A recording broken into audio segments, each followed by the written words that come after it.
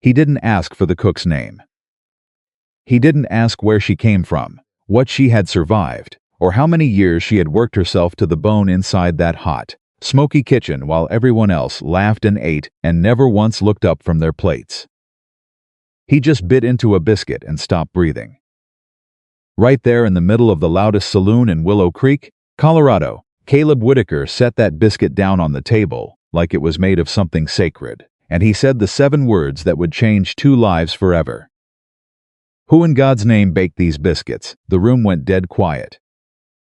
And somewhere behind the kitchen wall, a woman who had spent years making herself small enough to disappear pressed both hands flat against her apron, closed her eyes, and waited for the laughter to begin. If you have ever felt invisible, if you have ever worked your heart out and been passed over like you were nothing, stay with me until the very end of this story, because this one is for you. Subscribe to our channel, turn on your notifications, and drop a comment below telling me what city you are watching from. I want to see just how far this story travels. Now let us go back to the summer of 1882 and meet the woman nobody noticed and the one man who finally refused to look away. The summer of 1882 arrived in Willow Creek, Colorado, the way hard times always arrived, quietly, without apology, and without asking anyone's permission. The town sat like a stubborn old man at the edge of a wide dust plain, surrounded by cattle range that stretched so far in every direction that a person could ride for half a day and still see the same brown horizon. It was not a beautiful town. It was not the kind of place that showed up in picture books or in the romantic letters that Eastern women sent to their families back home. It was a working town, a surviving town, a town built on calloused hands and dry throats, the kind of tired that settled into a man's bones and never fully left, no matter how long he slept. Willow Creek had a general store owned by Nathaniel Brooks, a man with a large belly and a louder opinion. It had a blacksmith, a livery, a barbershop, a church that filled on Sundays and emptied the moment the preacher said amen, and it had the Willow Creek Inn, a 2-story wooden building that served hot meals, warm beer, and a roof over a traveler's head for 50 cents a night. The inn was not fancy. The floorboards creaked, the windows let in a draft in winter that no amount of stuffed rags could fully stop. The tables were rough-cut pine, scarred by years of boots and belt buckles and the slamming fists of men who had too much whiskey and not enough sense. But the food, Lord, the food at that inn was something else entirely. People in Willow Creek had long since stopped noticing it, the way a person stops noticing the sound of a river after living beside it for years. They sat down, they ate, they wiped their mouths, they paid, and they left. They complained when the stew was thinner than usual. They said nothing when it was perfect. They treated the meals that came out of that kitchen the way they treated the air they breathed, expected, and completely beneath comment. But the woman who made those meals noticed everything. Her name was Rosalind Harper, and she had been waking before the sun every single morning for 11 years. 11 years. She had been 15 years old the first time she stepped foot inside that kitchen, following Harold Mercer's wife, a sharp-eyed woman named Georgia who had hired her out of mercy more than necessity after the Harper family farm failed, and both of Rosalind's parents were gone within 6 months of each other, her father too. A fever, her mother to the grief that followed it. Georgia Mercer had seen a young girl standing at the edge of collapse and had made a practical decision. The girl could cook. The kitchen needed hands. That was the whole of it. Georgia Mercer had been dead for 4 years now, and Rosalind was still in that kitchen. She was 26 years old, and she had the hands of a woman of 40, rough at the knuckles, calloused at the palms, permanently stained at the fingertips from years of berry preserves and cast iron skillets and the kind of smoke that worked itself so deeply into the skin that no amount of lye soap could scrub it out. She was a large woman, heavy-set and solid, with a round face that had once been pretty in the soft, unguarded way of young girls who have not yet learned to protect themselves, and soft brown hair that she kept braided and pinned so tightly to the back of her head that she sometimes forgot she had hair at all. She owned 2 dresses, one brown cotton for weekdays, one gray wool for Sundays when Harold Mercer allowed her 2 hours off to attend church. She wore an apron over the brown dress every day, and the apron was so thoroughly covered in flour and grease, and the ghost of 1,000 meals that it had ceased to be any particular color at all. The men who came through Willow Creek Inn every day called her the cook, when they called her anything at all. More often, they just pointed at their empty cups or held up their plates without looking at her. She had learned not to mind. That was the lie she told herself, at least. She had learned not to mind. She had learned to move through a room the way a river moves around a stone, quietly, efficiently, rerouting herself rather than pushing against the obstacle. She had learned to make herself useful and small and invisible all at once, which is a particular and exhausting kind of skill that only certain women ever master, and only because they have had no other choice. What she had never learned to do was stop hoping. It was the one truly dangerous thing about Rosalind Harper. She had given up on a great many things, on the farm, on her parents, on the idea that anyone in Willow Creek would ever use her name in a sentence that didn't end in an order. But hope had lodged itself somewhere deep in her chest like a splinter, and no matter how many years passed, she could not work it free. She hoped someday someone would taste her mother's biscuits and understand what they meant. Her mother, Clara Harper, had made sourdough biscuits every single morning of Rosalind's childhood. The starter was 30 years old when Clara passed a living thing, fed daily with flour and water, kept in a crockery jar on the windowsill where it could catch the morning light.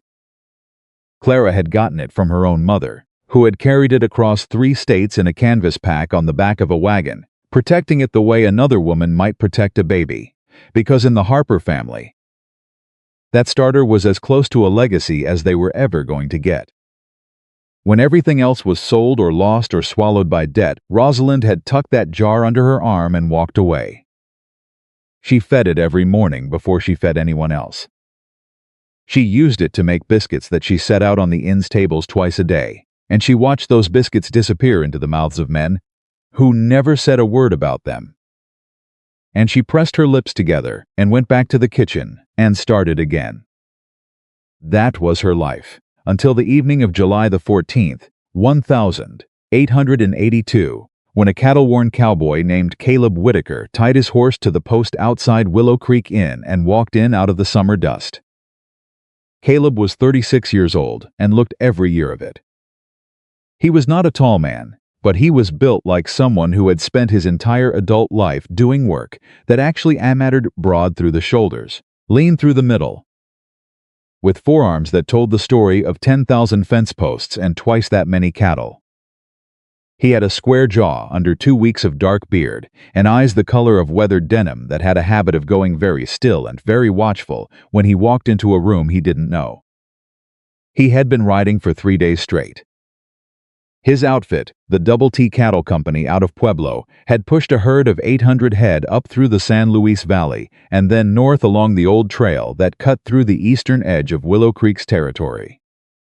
He had ridden, dragged the worst position, at the back of the herd where the dust was thickest and the air was something a person endured, rather than breathed for the last 40 miles. And he was dirty in the particular way that only cattle work produces, a layer of fine red dust over everything, including the inside of his nose and the back of his throat.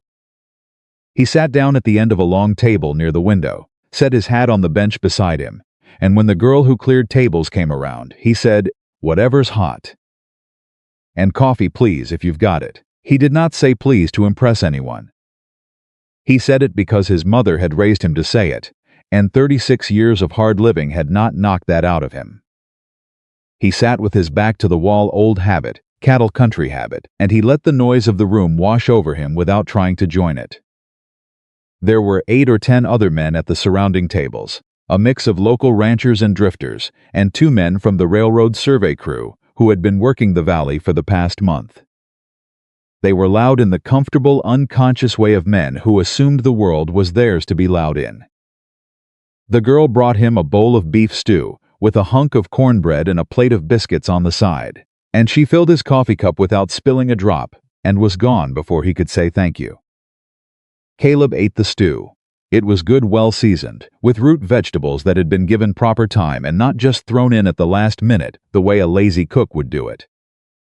He ate the cornbread, also good. Then he picked up one of the biscuits. He took one bite, and he went completely still. It was the kind of stillness that happens to a person when something reaches past all of their defenses and touches something they thought they had put away for good. Not the stillness of confusion, the stillness of recognition. The biscuit was warm and soft at the center, with a crust that gave just enough before yielding, and the flavor of it the particular combination of the sourdough ferment and the butter and something else. Something he could not name, but that lived somewhere in the back of his memory, like a song he had heard as a child hit him so squarely in the chest that for a moment he forgot he was sitting in a loud, crowded inn in the middle of Colorado. He was 8 years old. He was sitting at his mother's kitchen table in Tennessee, and outside the window the apple trees were in bloom, and his mother was calling him to come eat before his father got home. He sat there for a long moment, holding the biscuit in both hands. Then he set it down very carefully on the plate. He looked around the room. And he said, in a voice that was not loud but that carried the particular quality of a man who was absolutely certain of what he was asking, "Who baked these biscuits?" The room did not go silent all at once. It went silent the way a fire goes out unevenly, conversation dropping off table by table as men registered the question and turned to look. Nathaniel Brooks, who was sitting 2 tables over with a whiskey glass, and the particular expression of a man who enjoyed the sound of his own laughter, grinned and said, "What's the matter, Cowboy? Something wrong with them?"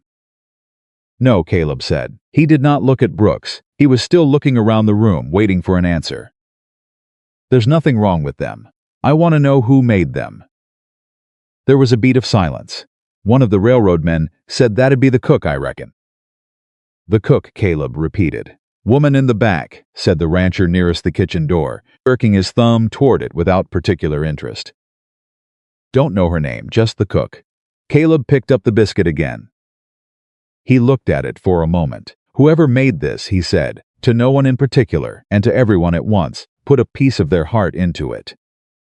Another silence. A different kind this time. Nathaniel Brooks made a sound that was half laugh and half something less charitable. "It's a biscuit," he said, "Lord's sake." "Yes, it is," Caleb agreed pleasantly. "And it's the best one I have had in 20 years, he paused. "I'd like to tell that to the person who made it." Nobody in that room moved, and then slowly the kitchen door opened. Rosalind Harper stepped out. She had heard every word. She had been standing on the other side of that door with a dish towel in her hands and her heart doing something complicated in her chest that she did not have a name for, because nobody had ever not once in 11 years asked who made the food. Not like that. Not like it mattered. She came through the door and stood just inside the dining room. And she was pink to the ears, and her hands were twisted in the dish towel, and she was looking at some middle point between the floor and the ceiling, because she genuinely did not know where else to look. Every man in that room looked at her, most of them the way they always looked at her, or rather, the way they almost looked at her and then didn't, the way a person's gaze slides off a surface that doesn't interest them. Caleb Whitaker looked at her differently. He looked at her the way a man looks at something he is actually trying to see. "Ma'am," he said, and he stood up, simply stood up, the way a man stands when a woman enters a room, a thing that had happened to Rosalind so rarely in the past decade that for a moment she did not understand what he was doing. "These are yours," he said, nodding at the plate. "Yes, sir," she said. Her voice came out smaller than she intended. She cleared her throat. "I make them from my mother's recipe." "Your mother taught you well," Caleb said. And there was nothing in his voice except the plain, honest truth of the statement, and that plain, honest truth hit Rosalind somewhere behind the sternum with the force of something she was not prepared for. Her throat tightened. She pressed her lips together and nodded and went back into the kitchen before anyone could see that her eyes had gone bright. Nathaniel Brooks waited until the door swung shut behind her. "Well," he said, and his voice carried the particular drawl of a man about to be entertaining at someone else's expense, "reckon she's real proud of her biscuits." A few of the men chuckled. Caleb sat back down. He picked up his coffee cup. He did not look at Brooks. "Reckon she should be," he said. He said it quietly, the way he said most things. But there was something in the tone, flat and final and utterly without apology, that made Brooks's chuckle die in his throat. The man opened his mouth and then thought better of whatever he had been about to say, and he turned back to his whiskey glass. Caleb finished his meal. He left a full $1 on the table, triple the cost of the meal. He put on his hat. He walked to the door. He paused with his hand on the frame. "Tell her," he said to the girl who'd been clearing tables, "that it was the best biscuit I've had since Tennessee." The girl blinked at him. "Yes, sir," she said. Caleb walked out into the Colorado evening, and he stood for a moment outside the inn with his hands in his pockets, looking up at the first stars coming in over the mountains. He was not a man who attached large significance to small things.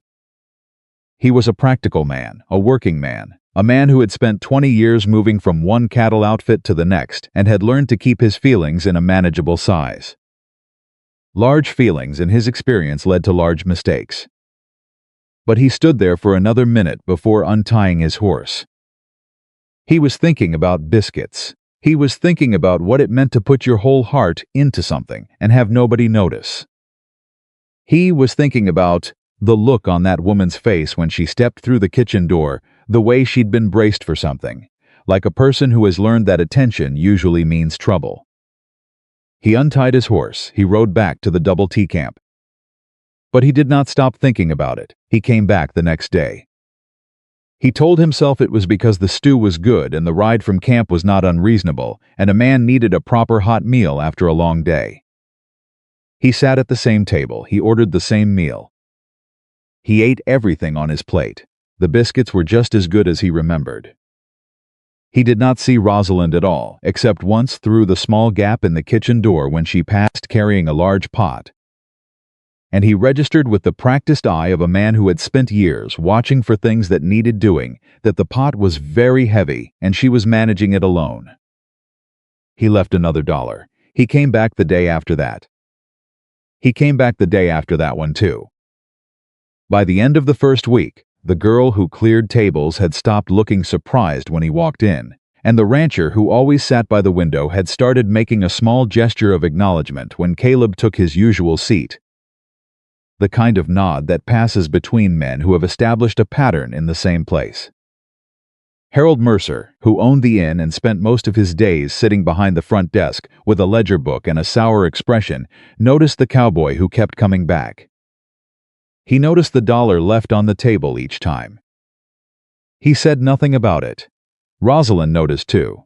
She noticed from the kitchen, through the gap in the swinging door, because she noticed everything that happened in the dining room, even when she never stepped into it. She had been noticing things from behind that door for 11 years. She knew who tipped and who didn't. She knew who came in mean and who turned mean after whiskey. She knew which ranchers had wives at home and which ones didn't, and she knew from the way a man held his fork whether he'd been raised in a house with a tablecloth or a house without one. She noticed that the quiet cowboy came back every day. She noticed that he never complained. She noticed that he always said please and thank you to the table-clearing girl, and she noticed that this was not a thing that most men in Willow Creek remembered to do. She did not let herself think too much about it. Men were unpredictable. Kindness from strangers had a way of curdling if you trusted it. She had learned that lesson too. The 8th day, a Tuesday, the kitchen drain backed up. It happened sometimes. The inn's plumbing was a patchwork arrangement that Harold Mercer had cobbled together over 20 years with more optimism than skill, and every few months some part of it staged a protest. This time it was the drain in the main sink, which was the sink Rosalind used for everything: washing produce, cleaning pots, rinsing her hands between tasks, and it backed up completely just before the noon meal, flooding the floor with gray water that smelled of old grease. Rosalind got Harold. Harold looked at it, said damn, and went to find his tools. He did not return. This was also something that happened sometimes. Rosalind got the mop. She got the bucket. She got down on her knees in the kitchen doorway because the space under the sink was too small for a woman her size to reach comfortably from a standing position, and she began trying to clear the drain herself. She had her head and both arms under the sink, her dress soaking up the gray water from the floor around her knees, when she became aware that someone was standing in the kitchen doorway. She pulled her head out. Caleb Whitaker was standing there with his hat in his hand, looking at the situation with the calm, assessing expression of a man who has identified a problem and is already working through the solution in his head. "Ma'am," he said, "you mind if I take a look at that?" Rosalind sat back on her heels. "It's the drain," she said. She was wet to the elbows and her braid had come half loose, and she was aware that she was in approximately the least dignified position a human being can occupy. "Yes, ma'am," Caleb said. He looked at her steadily. "You mind?" She stared at him for a moment. "I don't need," she started. "I know," he said. "I didn't ask if you needed it. I asked if you minded." She closed her mouth. "I don't mind," she said. He crouched down, set his hat on the table behind him, and got under the sink in about a quarter of the space it had taken her, because he was built lean and knew how to get himself into small places. And within 10 minutes he had cleared the blockage, a dense accumulation of old grease, and a surprising quantity of what turned out to be a piece of sacking material that had worked its way in from outside. He came back out from under the sink. He stood up. He looked at the cleared drain, then at Rosalind. "That ought to hold for a while," he said. "But the pipe fitting on the left side is going. You'll want someone to replace it before it goes all the way." Rosalind was looking at him. "You didn't have to do that," she said. "No," he agreed. "I could have managed. I know you could have." He picked up his hat. "You manage most things from the look of it." She did not know what to say to that. In 11 years, nobody had looked at her and seen management. They had seen the cook, they had seen the flour-stained apron and the heavy figure, and the woman who came out of the kitchen to clear a table and then disappeared back into it. And they had seen those things and drawn those conclusions and moved on. He was looking at her like she was something else. Something that required closer attention. "I'm Caleb Whitaker," he said. He held out his hand. She looked at it. She looked at him. She reached out and shook it, and his grip was firm and dry, and he shook her hand exactly the way he would have shaken any person's hand, without any of the tentative, barely there touch that men sometimes offered women, as if they were worried about breaking something. "Rosalind Harper," she said. "Miss Harper." He turned his hat in his hands. "Those biscuits. The sourdough starter, how old is it?" She blinked. "The starter? Yes, ma'am, that kind of flavor, that kind of texture that comes from an old starter. A young one doesn't have that depth." She stared at him. "How do you know about sourdough starters?" she asked, and she heard the surprise in her own voice and was slightly embarrassed by it. The corner of his mouth moved, not quite a smile, something quieter. "My mother made bread," he said, "from a starter her mother gave her. I used to feed it as a boy when she was busy." Rosalind's throat did the complicated thing again. "Mine is 30 years old," she said. "My grandmother carried it across 3 states." "I believe it," Caleb said. He said it with a kind of reverence that she had not expected and did not know how to receive, because reverence was not something that got directed at Rosalind Harper very often. "Or ever. It's what I have left of her," Rosalind said. She had not meant to say that. It came out before she could stop it, and she felt a flush of embarrassed exposure, the feeling of having revealed more than she intended. But Caleb just nodded. "Then it matters," he said. Simply, like that was the end of it. He put his hat back on. "I'll fix that pipe fitting before the week's out," he said. "If that's all right with you. You don't have to." "I know," he said again, and there was a patience in it that was not condescension. He was not telling her to stop protesting. He was just acknowledging that they'd already had this part of the conversation, and he had already made his position clear. She pressed her lips together. "All right," she said. He nodded. He went back out to the dining room. He sat down at his usual table. He ordered his usual meal. He ate every bite of it. He left $1 on the table when he was done, and he walked out into the afternoon without looking back at the kitchen door. Rosalind stood in the kitchen with a dish towel in her hands. She realized her heart was doing something she did not have a name for. She recognized it after a moment. Hope, God help her, there it was again. Caleb came back 2 days later with a pipe wrench and new fittings. He replaced the failing connection under the sink in less than 20 minutes, while Rosalind worked around him, which was a strange thing, working around another person in a kitchen that had only ever held herself. But she found that she did not mind it the way she expected to. He did not ask her to stop what she was doing. He did not make his presence into an inconvenience that required her to apologize for her space. He simply worked in the space that was available, and was careful not to take more than his share of it. She made him coffee when he finished. She had not planned to.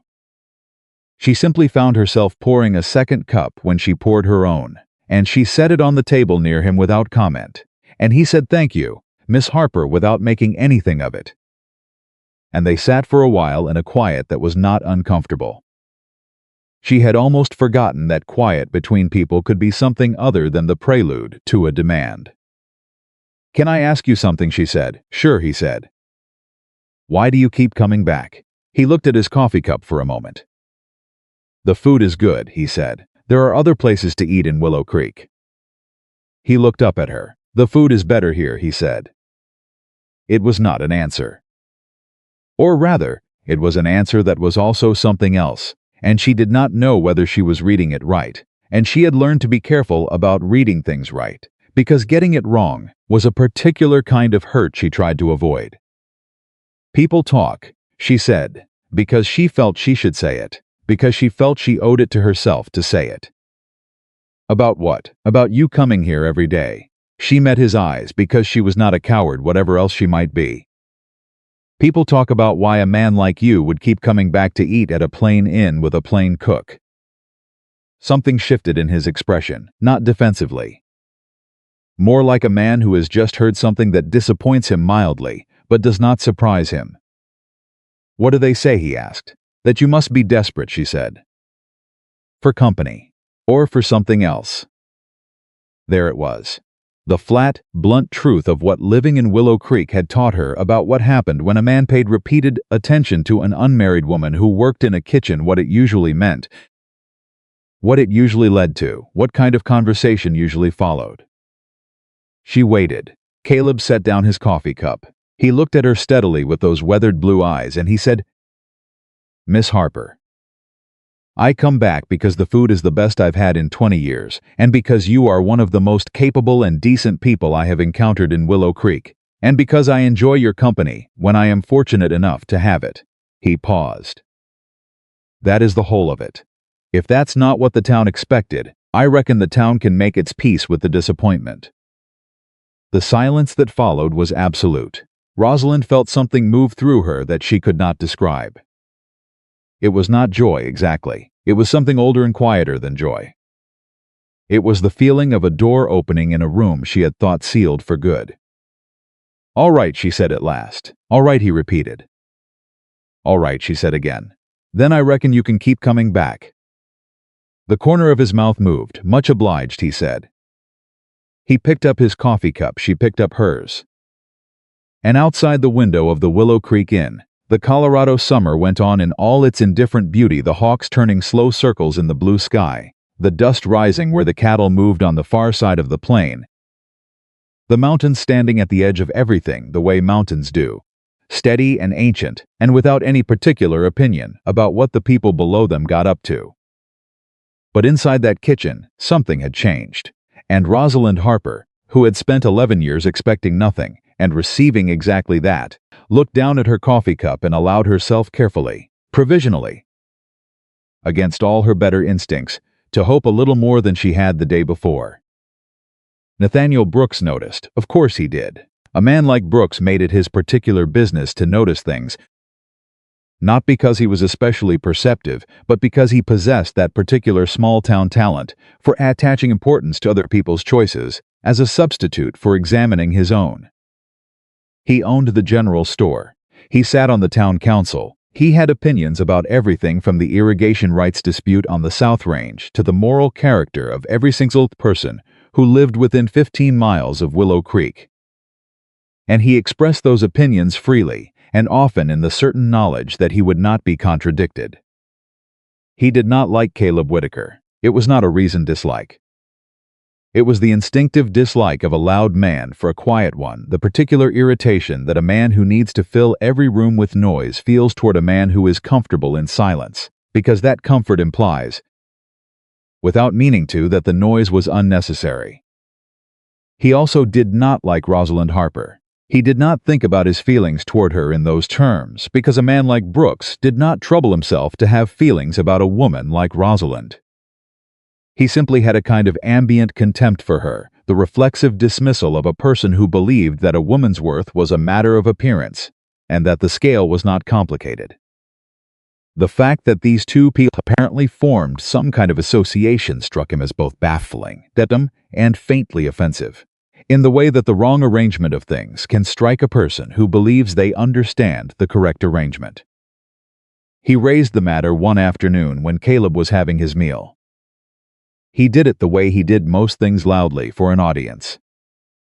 "Hey, Whitaker," he said, from across the room. "How's your girlfriend?"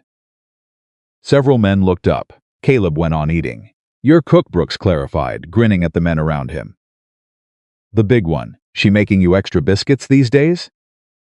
A few of the men chuckled. Not all of them, but enough. Caleb set down his fork. He looked at Brooks. He said nothing for a moment, and that moment was long enough that Brooks's grin began to develop a quality of uncertainty around the edges. "Mr. Brooks," Caleb said, "yeah, I have spent 20 years on cattle drives, and I have known men of every kind in that time." He picked his fork back up. The ones who talked the loudest about other people were generally the ones who had the least worth talking about themselves. Dead silence. Brooks opened his mouth. "Now," Caleb said, pleasantly, "I'm going to finish my meal. I'd be grateful if you would let me do it in peace." He went back to eating. Brooks said nothing. The men around him developed sudden interests in their own plates. In the kitchen, Rosalind Harper stood with her back against the wall and her hands pressed flat against the flouring board behind her, and her eyes closed, breathing slowly and carefully, because nobody not once in 11 years had ever done that. Nobody had ever defended her name in a room full of people. She pressed her lips together. She opened her eyes. She went back to her biscuits, but her hands were shaking, just a little, and she was smiling, and she did not try to make herself stop. The shaking in Rosalind's hands did not stop for the rest of that afternoon. She kneaded dough, and she did not feel it. She stirred the evening stew, and she watched the ladle move in slow circles, and she was not thinking about the stew at all. She was thinking about Caleb Whitaker, sitting at that table with his fork in his hand, saying what he had said, in the tone he had said it, while Nathaniel Brooks sat there with his mouth open and nothing coming out of it. She had replayed it 4 times by the time she banked the kitchen fire. She replayed it a 5th time while she was walking the 2 blocks to the small room she rented from the widow Cartwright on the east side of town, a room barely large enough for a cot and a washstand and the crockery jar she kept on the windowsill. Every night so the sourdough starter could breathe. She fed the starter in the dark by feel the way she always did. A palmful of flour, a careful measure of water, the small living smell of it rising up to meet her, yeasty and warm and alive. Her mother used to say that a sourdough starter was the most honest thing in the world. You could not fake the feeding. You could not skip a day and pretend you hadn't. It knew. The quality of what it gave you back was always exactly proportional to the attention you had given it. Clara Harper had believed this applied to people too. Rosalind had spent 11 years wondering if her mother had been right about the starter and wrong about the people. She lay down on her cot and looked at the ceiling. She thought about the way Caleb had looked at Brooks. Not with anger, not with the kind of puffed-up righteous fury that men produced when they wanted to look impressive. With something much quieter and much more dangerous than that. With the absolute settled certainty of a man who had already decided what he believed and had no particular need to perform it for anyone's benefit. She thought about what he had said. One of the most capable and decent people I have encountered in Willow Creek. She turned onto her side. She was not going to be foolish about this. She was 26 years old, and she had survived things that required a clear head, and she was not going to lose that clear head over a soft-spoken cowboy who fixed plumbing and said kind things.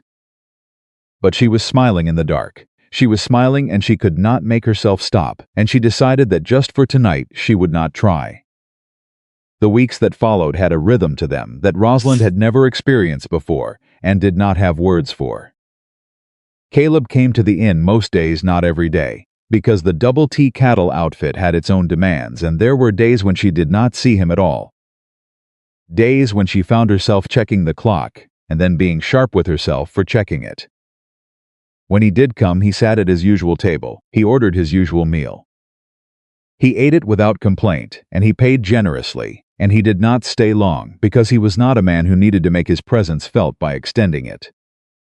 But on the days when the noon rush had thinned, and Harold Mercer was occupied elsewhere and there was a brief interval of quiet in the kitchen, sometimes Caleb knocked on the kitchen doorframe, and Rosalind made coffee, and they talked. They talked about his cattle work, the particular logistical challenges of moving a herd across difficult terrain, the way the weather read differently in the mountains than on the plains, the hierarchy that existed within a cattle outfit, and how a man moved through it. He talked about it the way a person talks about something they know thoroughly but have never been asked to explain, with the slight surprise of realizing that someone was actually listening. She talked about cooking, about the chemistry of fermentation, about the way a sourdough culture was a living ecosystem with its own moods and responses, about the difference between cooking for survival and cooking with intention. She talked about her mother's recipes, not just biscuits, but the whole body of knowledge that Clara Harper had accumulated over 40 years of feeding a family on very little. The way she could make something out of almost nothing and have it come out tasting like abundance. Caleb listened the same way to everything, with that complete, unhurried attention that was, Rosalind was slowly coming to understand, the most valuable thing he possessed. "You know what you're doing," he said one afternoon, and there was no flattery in it. It was an observation the way a man might observe that the weather was going to turn. "I know this kitchen," she said. "No," he said. He shook his head slightly. "I've eaten in a lot of places. Trail kitchens, ranch houses, saloons, proper restaurants in Denver and Pueblo. I know the difference between someone who can cook and someone who understands food." "You understand it." She looked at her coffee cup. "My mother understood it," she said. "I just paid attention. That's how it always works," he said. She looked up at him. "What do you mean, understanding anything?" he said. "It's just attention, carried forward. Your mother had it. She gave it to you. What you do with it, that's yours." She sat with that for a moment. Nobody had ever framed her skill that way before. As a thing she possessed, a thing that came from somewhere and was going somewhere, that had a history and a future and a trajectory that was hers to direct. It was such a simple thing to say, it rearranged something in her chest. It was around this time that she started leaving the best biscuits for his plate. Not dramatically, not in a way that announced itself. She simply began, without consciously deciding to, setting aside the largest, most perfectly risen biscuits from each batch and holding them back from the general plates until Caleb came in.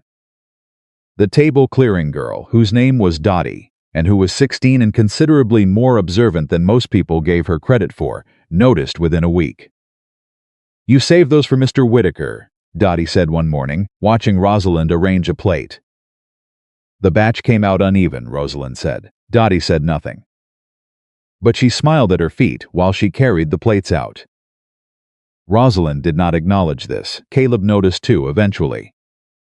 He was not a man who missed things, and he had eaten enough biscuits in enough places to know when the biscuits on his plate were consistently better than the ones he observed on other tables. He did not say anything about it for a while. When he finally did, he said it simply, without drama. "Miss Harper, yes. Are these the best ones?" She was turned away from him, wiping the flouring board. "I don't know what you mean," she said. "Yes, you do," he said gently.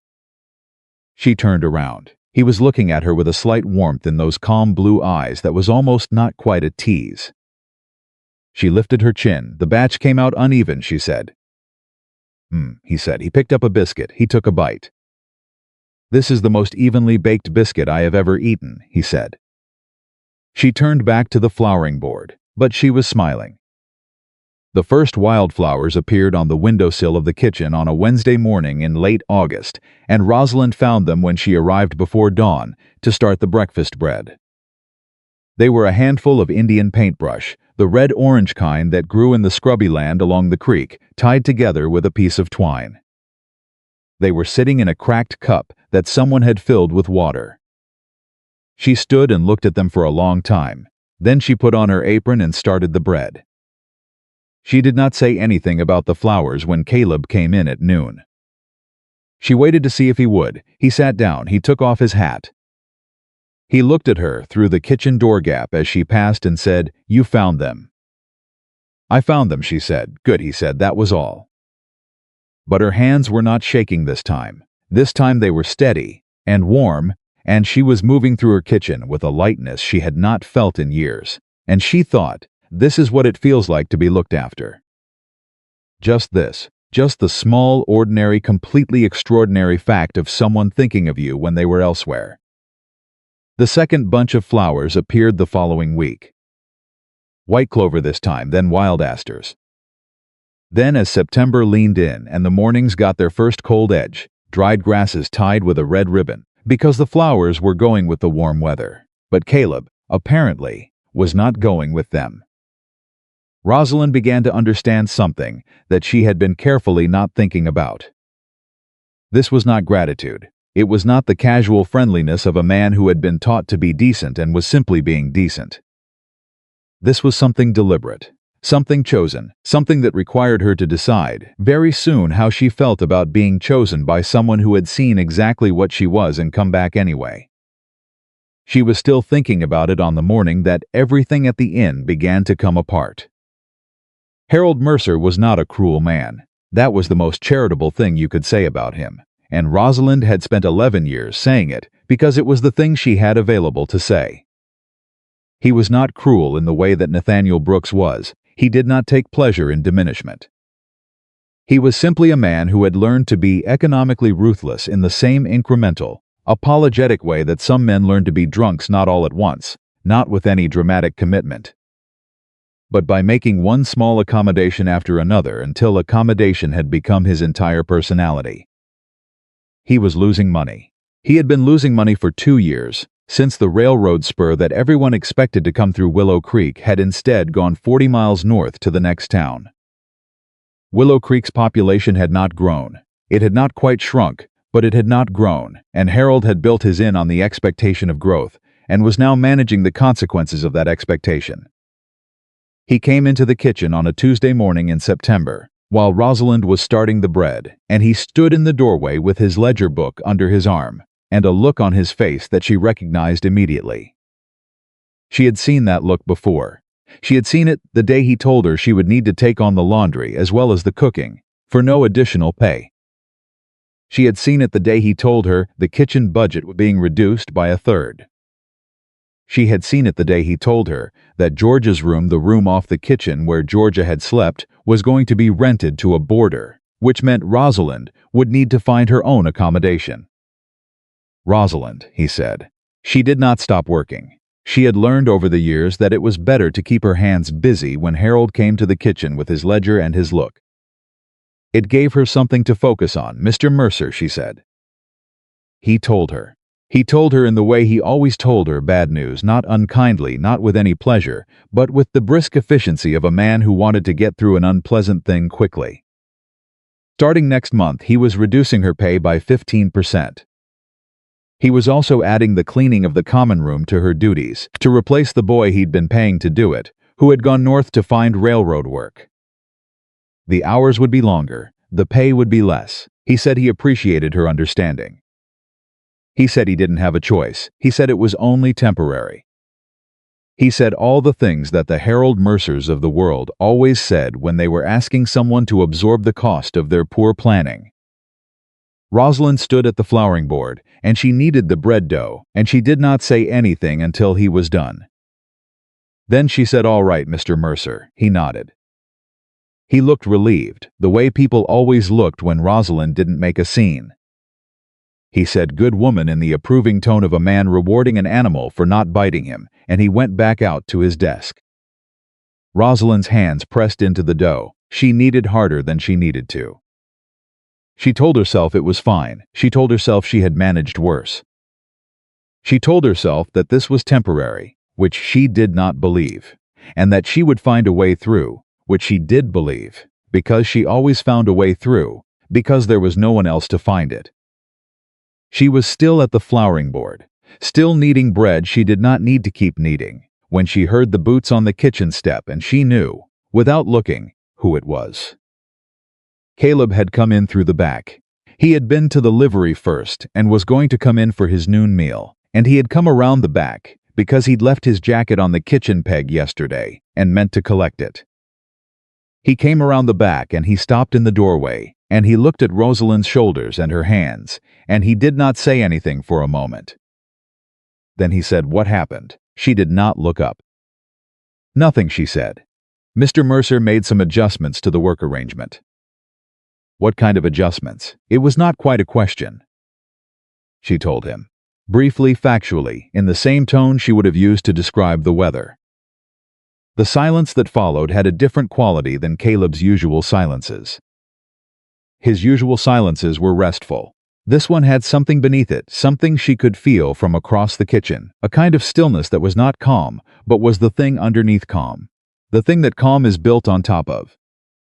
"He cut your pay," Caleb said, "by 15%. And added the common room cleaning. Yes, on top of everything else you already do." "Yes." She heard him exhale through his nose. "Rosalind," he said. She looked up at him. He was standing in the doorway with his hat in his hand and his jaw set, and something moving through his eyes that she had not seen there before. Not anger, or not only anger. Something that was anger, plus something older, the kind of feeling that a person carries when they have watched an injustice accumulate over time and have reached the specific moment when they can no longer simply watch it. "That isn't right," he said. "No," she agreed, "it isn't." "Have you told him that?" She looked at him. She looked at him for long enough that he understood the answer, without her having to say it. He looked down at his hat. "I'm sorry," he said. "That was a foolish question." "It was an honest one," she said. She went back to her bread. Honest questions aren't always foolish. He stepped into the kitchen. He hung his hat on the peg by the door, and he sat down at the small table in the corner, the one she used herself when she ate, and he folded his hands on the table. "Tell me something," he said. "What? If you could leave here tomorrow, if you had somewhere else to go, would you?" She went still. Not the stillness of shock. The stillness of a person who has been asked a question they have thought about privately for years and have never been asked out loud. "I don't know," she said. "That's not what your face is saying," he said quietly. She turned around. He was watching her with that complete, careful attention. "I have never had anywhere else to go," she said. "So the question has never been a real one." "What if it were real?" he said. "What if there were somewhere else? Somewhere you were paid fairly. Somewhere you had your own kitchen and your own hours, and people around you who saw what you actually are." He paused. "Would you go?" "Caleb," she said. And it was the first time she had used his name, and they both registered it, a slight shift in the air, a slight change in what this conversation was. "I'm not talking about nothing," he said. "I'm talking about something real. Something that already exists." He held her gaze. "The Double T needs a cook. The outfit's cook left last month, went back east. The ranch has 30 men to feed twice a day, and the trail boss has been talking about hiring since August." He paused.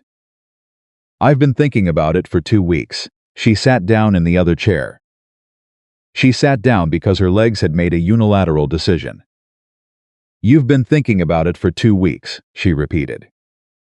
"I didn't want to say anything until I was sure it was a real offer I could back up," he said.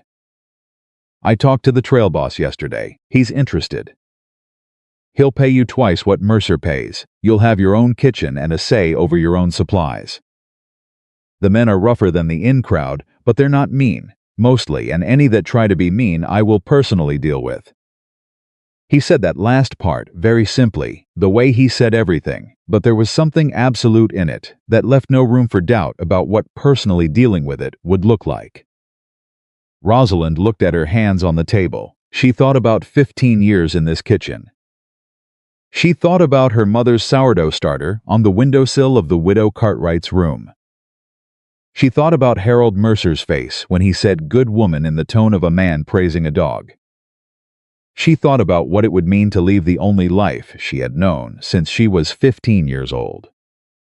"I'm scared," she said. She had not planned to say it. But there it was. "I know," Caleb said. He didn't say there's nothing to be scared of because he was not a man who said things that weren't true. Change is frightening, especially when you've been in one place long enough that the walls feel like protection even when they're a trap. She looked up at him. "You sound like you know something about that," she said. "I spent 10 years on the same outfit," he said, "long past when it was good for me. I kept telling myself I was being practical." He paused. "I was being afraid. What changed?" He looked at his hands. "Someone gave me a piece of advice I didn't want," he said. "They said the risk of leaving is real, but it has limits. The risk of staying is the same every day forever, and it compounds." She sat with that. Outside the kitchen, she could hear the sound of Harold Mercer's boots crossing the common room. She could hear the creak of the third floorboard that she had been hearing creak for 11 years. She could hear Dottie setting the noon tables, the clink of cutlery, the scrape of bench legs. She could hear her whole life, laid out in sounds she had memorized without meaning to. "I have my mother's sourdough starter," she said. "I know," Caleb said. "I can't leave it." "Nobody's asking you to," he said. "Bring it. Give it its own spot in the ranch kitchen." Something moved at the corner of his mouth. "I'll build you a shelf for it if you want." She looked at him. She really looked at him, not the way she had been carefully partially looking at him for the past 2 months, allowing herself only sideways glances and partial assessments, protecting herself from the full weight of what this man was. But actually directly, completely, she saw what was there.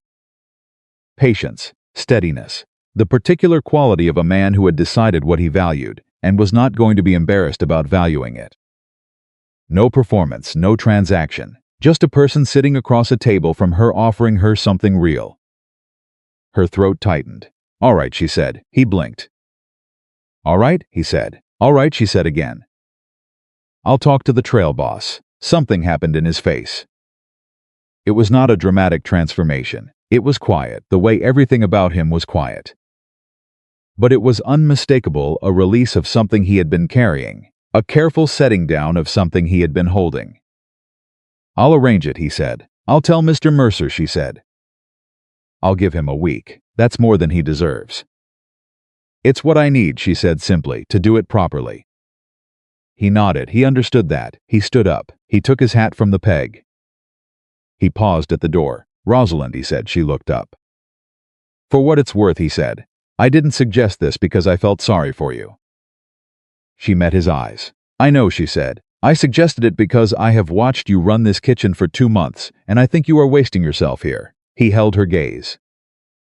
"And because the ranch is better off with you in it." He went out. She sat at the table for a full minute after the door closed. Then she stood up. She went to her flouring board. She started on the afternoon biscuits. Her hands were completely steady. Nathaniel Brooks found out about it by Thursday. In a town the size of Willow Creek, news of the significant variety traveled with the speed and inevitability of weather, and the departure of the inn's cook for a ranch position was significant enough to qualify. Brooks heard it from the ironmonger, who heard it from the man who supplied the Double T's grain, who had it from the trail boss himself.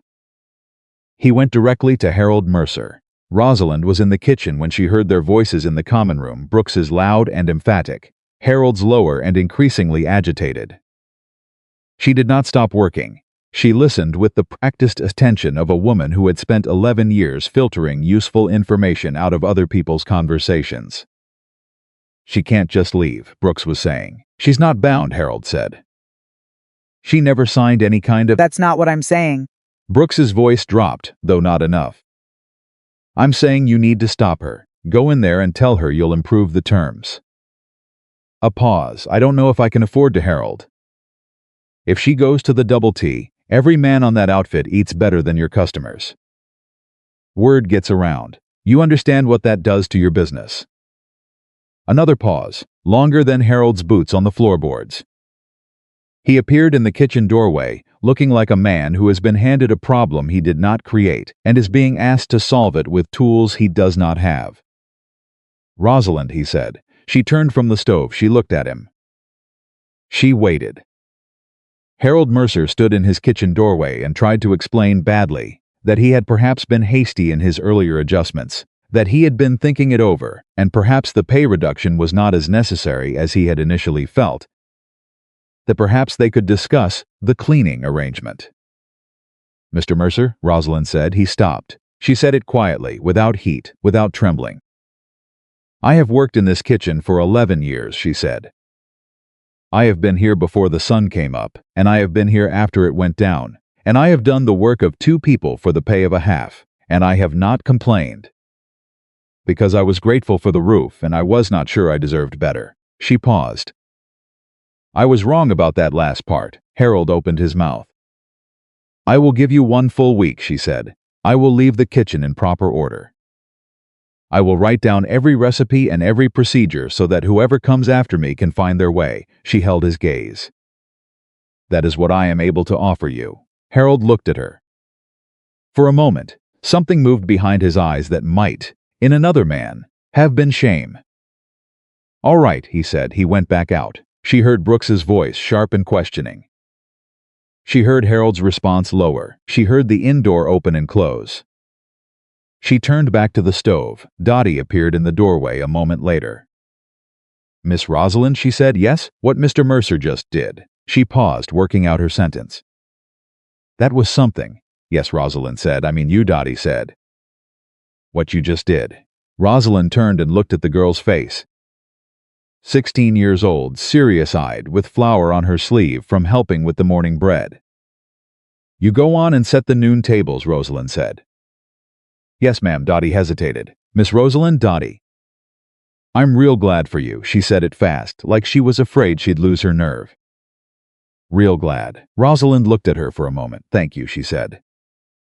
And she meant it, fully and without qualification, because sometimes the simplest pieces of kindness are the ones that reach the deepest. Caleb came in at his usual time. He sat at his usual table. He looked at her through the kitchen door gap when she passed and asked nothing, because he had learned to read her face by then with reasonable accuracy.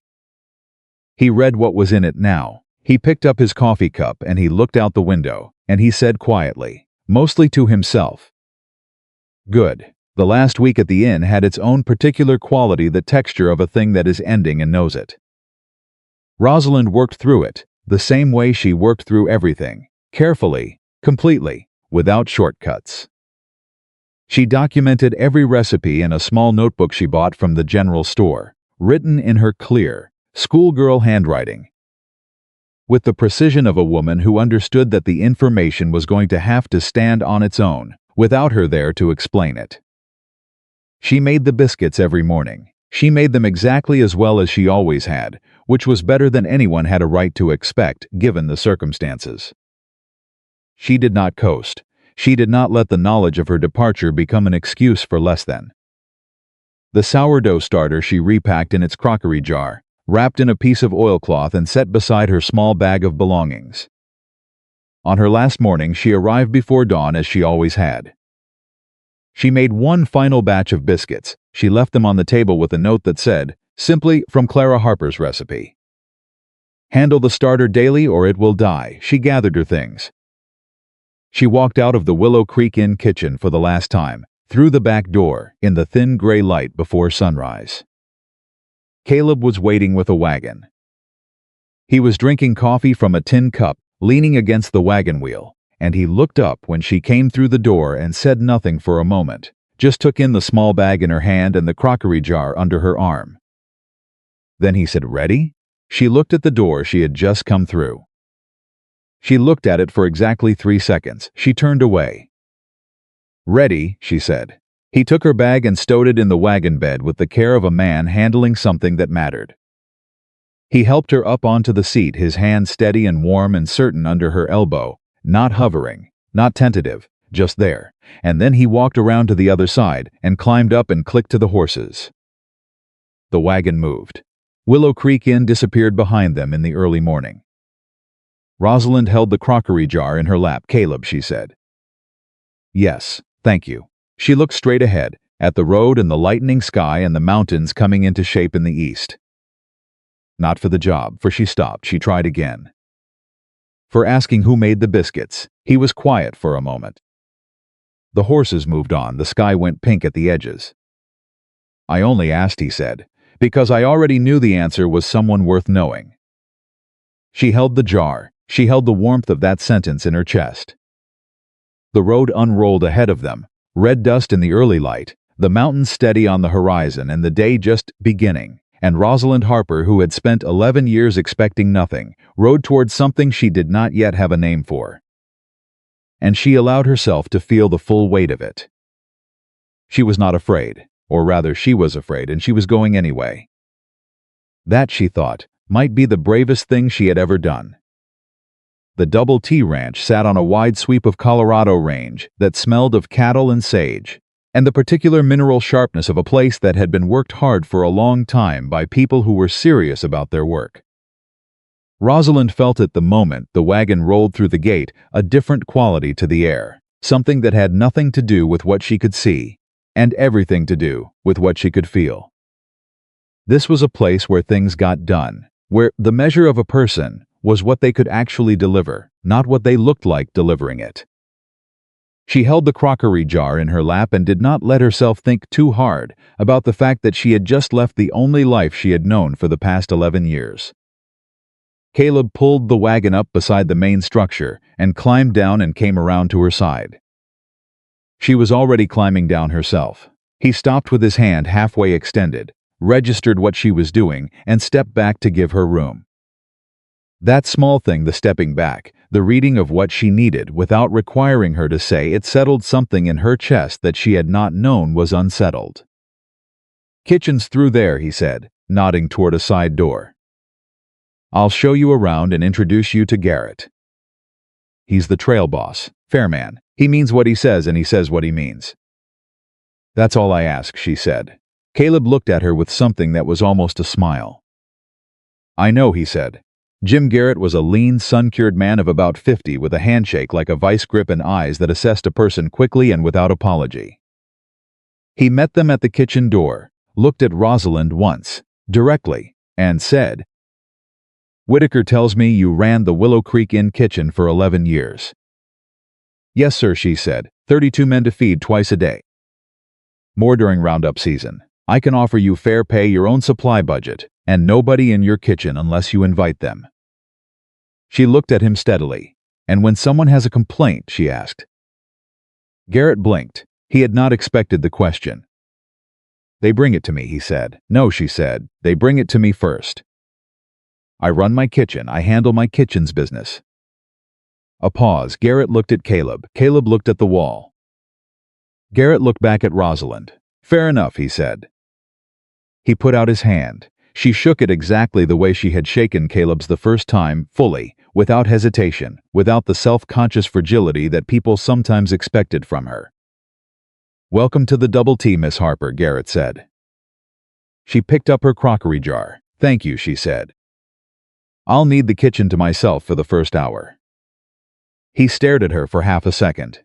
Then he laughed, a genuine, surprised laugh, the kind that comes out before a person decides whether it's appropriate. "Yes, ma'am," he said. She went into her kitchen. The first thing she did was find the windowsill with the best morning light and put the starter there. Then she got to work. The first breakfast she made at the Double T was biscuits, eggs, and salt pork with red-eye gravy. And she made it for 32 men who did not know her and did not have any particular expectations of her, and came into the cookhouse the way cattle come into any space en masse, loud-oriented entirely toward their own hunger. She watched them eat from the kitchen doorway. She had learned, over the years, to read a room by the sounds it made while eating. A room eating food they did not care about made a particular noise, efficient, mechanical, the sound of necessity being met. A room eating food they actually noticed made a different noise entirely. The conversation changed. It slowed. There were pauses in it, interruptions of a different kind, moments when a man stopped talking mid-sentence to take another bite of something. She heard the second kind of noise within 5 minutes. One of the younger ranch hands, a boy of about 20 with red hair and sunburned ears, stopped eating long enough to say to the man next to him, "You taste the gravy?" The other man, older, did not look up from his plate. "I tasted it," he said. "It's different," the young one said. "Yep, better. Yep."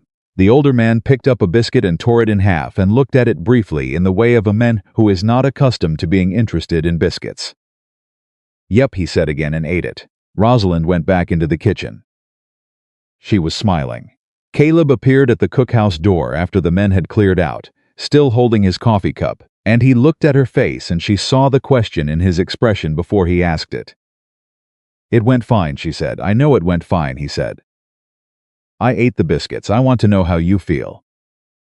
She stopped. She thought about it honestly, which was something she had gotten out of the habit of doing, honest self-assessment being a luxury that required a certain basic level of safety before it became possible. "Like I can breathe," she said. He nodded. "Good," he said. He finished his coffee. He went back out to his work. And that was all, and it was exactly enough.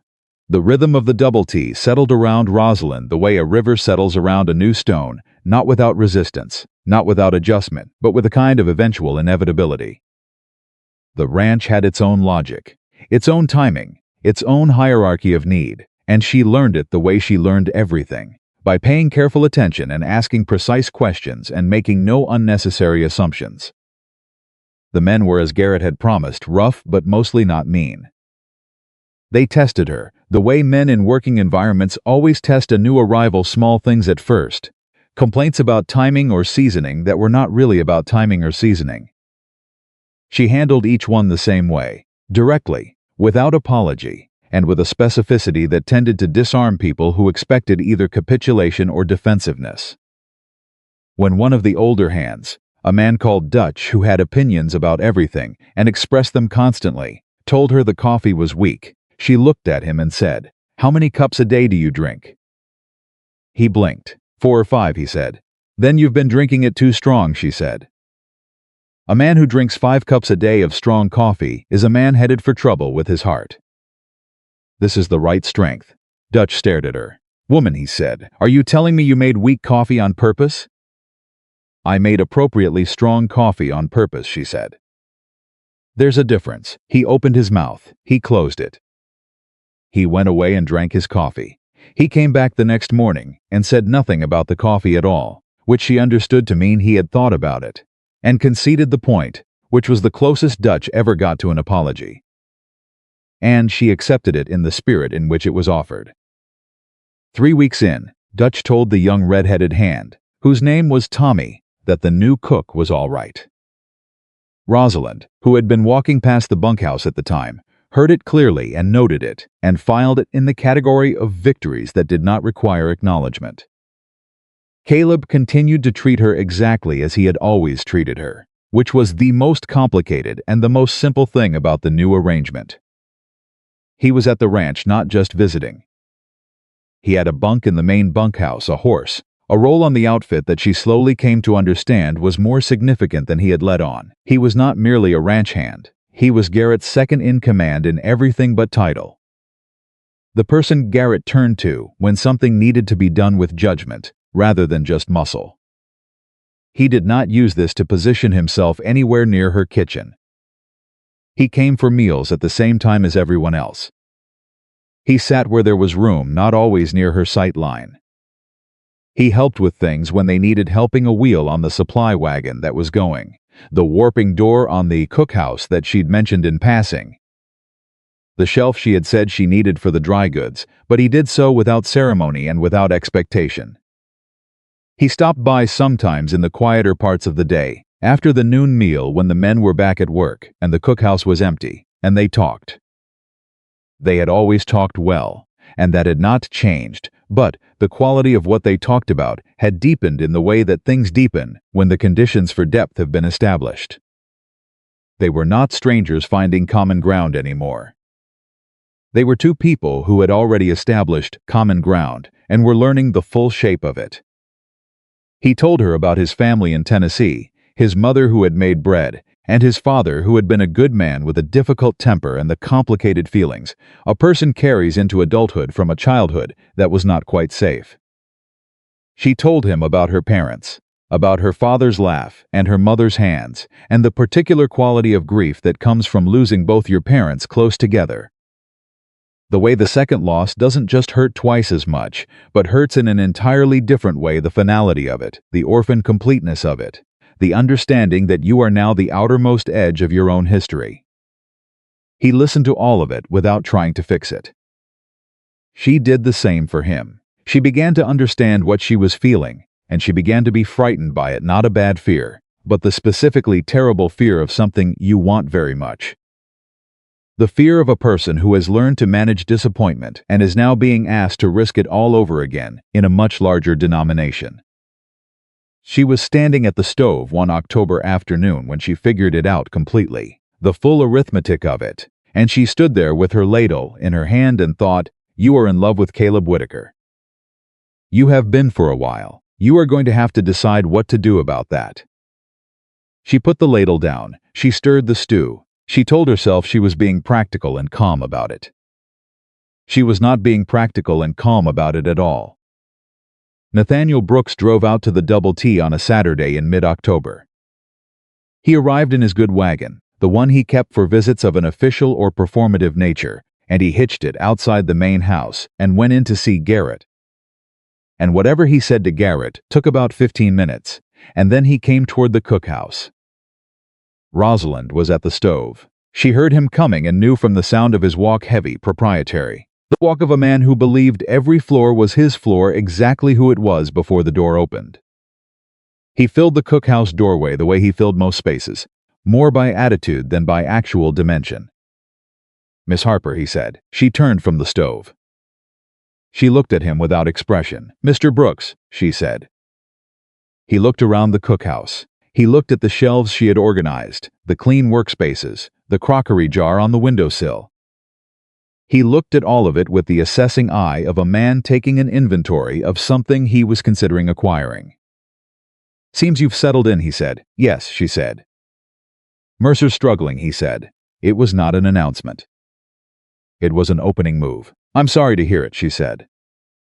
"He's had 3 cooks since you left," Brooks said. "None of them lasted a fortnight." She said nothing. "The men talk about your cooking," Brooks continued. He moved into the cookhouse a few steps, uninvited, with the ease of a man who had never once been made to feel that any space was not his to enter. "Say you've turned this outfit around. The men work hard," she said. "They deserve good food. Indeed they do." He put his hands in his pockets. He looked at her with an expression she did not immediately recognize, because it was a version of Brooks she had not encountered before, not the dismissive contempt she was accustomed to, but something more strategic. Something that was calculating rather than contemptuous. "I'm going to be straight with you, Miss Harper. I'd appreciate it," she said evenly. "I'm opening a hotel," he said. "New building on the east side of Willow Creek, proper establishment, dining room for 30. I need a cook, a real one." He paused. "I am prepared to offer you a substantial wage. More than what you're making here, I'd wager." The cookhouse was very quiet. She heard the horses outside. She heard the distant movement of cattle from the south pasture. She heard the small sounds of her kitchen doing what kitchens do: the bubble of the stew, the settling of the fire. "You want me to run your hotel dining room," she said. "Head cook, yes. Your own staff, proper equipment." She looked at him. She thought about what it would mean. The money, which would be real. The title, which would be real. The proper equipment, which she could not deny. She had thought about a proper range instead of the camp-style arrangement she was currently working with. The things she could do with a real baker's oven. She also thought about what it would mean to work for Nathaniel Brooks. She thought about the restaurant patrons of Willow Creek's social class, the people who would fill his dining room, the way those people looked at her, had always looked at her. She thought about Caleb. She thought about that last thought and then deliberately set it aside, because she needed to think about this on its own terms first, without using Caleb as either a reason or an excuse. "Why me?" she said. "You've never spoken a respectful word to me in 11 years. Brooks's expression shifted slightly. Not shame. Men like Brooks were not constituted for shame. But something pragmatic. Something that acknowledged a truth without making peace with it. I'm a businessman, he said. My personal opinions are one thing. What I can see with my own eyes is another. You are the best cook in this county by a considerable margin, and I need the best cook in this county. She looked at him for a long moment. I'll think about it, she said. He blinked. He had expected either an immediate yes or an immediate no, and was not equipped for the third option. How long, he said. As long as I need, she said. He opened his mouth. Thank you for coming out, mister. Brooks, she said. She turned back to the stove. He stood there for a moment, recalculating. Then he turned and walked out. She stood at the stove and stirred the stew and waited for her hands to tell her what she was feeling. Her hands were her most reliable indicator. They had been her emotional barometer for 26 years, translating what her face and her voice kept controlled into small, involuntary truths. Her hands were completely steady. She found Caleb after supper. He was at the fence by the south pasture, checking the posts, moving methodically from one to the next in the evening light. She walked out to him and stood beside him, and he looked at her once, and then went back to checking the fence, and she told him about Brooks's visit in the same plain, factual tone she used for everything. He listened without interrupting. When she was done, he tested the next post with both hands. What are you thinking, he said. I don't know yet, she said. That's why I'm talking to you. He nodded. He moved to the next post. What does it feel like when you think about taking it, he said. She considered the question honestly. Like trading something real for something impressive, she said. He stopped. He looked at her. She met his eyes. That's your answer, he said. I know, she said. The relief of saying it was immediate and physical, a loosening in her chest that told her she had been carrying the weight of the decision without knowing it. But it's a lot of money, she said, because she had to say it. Because she was a practical woman, and practical women said the thing they had to say, even when they already knew the other thing. It is, he agreed, and a real oven, she said. Something moved at the corner of his mouth. I know, he said. I've heard you say the words proper baker's oven enough times to know what that means to you. She blinked. You've been listening, she said. I always listen, he said. He paused. And for what it's worth, I have no opinion on what you decide. He said it straight, without any of the performative neutrality that would have made it meaningless. This is your life, Rosalind, your kitchen, your work. I don't have any standing to prefer one thing over another. She looked at him. She said that's not true. He went still. They stood at the fence in the October evening, and the cattle moved in the pasture, and the first stars were appearing at the edge of the sky. And Rosalind Harper looked at Caleb Whitaker and said the thing she had been deciding whether to say for the past 6 weeks. You have standing, she said, if you want it. That's what I'm saying. The silence that followed was not the comfortable silence she had grown accustomed to from him. It was a different silence, entirely charged, careful, the silence of a man who has just been given something he did not expect and is making very sure he understands what it is before he picks it up. Rosalind, he said. You don't have to say anything, she said. Her voice was steady. She had worked on that steadiness for 26 years, and it served her now. I'm not asking for anything. I just wanted you to know the full picture. The full picture, he repeated. Yes. He turned to face her fully, then away from the fence, all of his attention, the way he gave his attention to things he considered important. When you say standing, he said slowly, what exactly are you? I mean, she said, with the patient precision of a woman who had already thought this all the way through, that if you wanted to have a say in where I go and what I do, I would not object to that. That I would welcome it, in fact, that the reason Brooks's offer does not feel right has nothing to do with the money or the oven, and you know it, and I know it, and I am tired of pretending we don't both know it. She held his gaze. She did not look away. Whatever she expected him to do, whatever she had prepared herself for in the quiet small hours of the previous weeks when she had rehearsed every possible version of this conversation, it was not what he actually did. He reached out. He took both her hands in his, not dramatically. Not with any flourish, with the same directness and care with which he did everything, wrapping her hands in his warm, work-roughened ones, and holding them like they were something worth the holding. "I have wanted to say something to you," he said, "since approximately the second week I walked into that inn." She felt her throat tighten. "Then why didn't you?" she said. "Because you had just gotten to a place where someone was finally treating you like you deserved to be treated," he said. "I didn't want to confuse that. I didn't want you thinking I was being decent to you because I wanted something from you." He paused. "I wanted you to know the decency was real first." She stared at him. The full weight of what he had just said arrived in her chest like something solid. He had spent months being patient and consistent and completely trustworthy, not because he was uninterested, but because he wanted her to be able to trust the interest when it finally came. She had known men who said they were patient. She had never known one who actually was, at this cost, for this long, in this specific way. Her eyes went bright. She did not cry. She pressed her lips together and breathed through it. "That," she said, when she could speak clearly, "is the most decent thing anyone has ever done for me." "It wasn't hard," he said. "It was," she said. "Trust me, it was." He shook his head slightly. "Not when it's the right person," he said. She looked at their joined hands. She thought about the crockery jar on the kitchen windowsill. She thought about her mother saying that the most thing in the world was something that gave back exactly what you put into it. She thought about what it meant that Caleb Whitaker had put in everything he had, quietly, over months, without a word of it, and had not asked for anything back. "I'm not taking Brooks's offer," she said. "I figured," he said. "I'm going to stay," she said. "I'm going to stay here and build something that's worth staying for." He looked at her. "So am I," he said.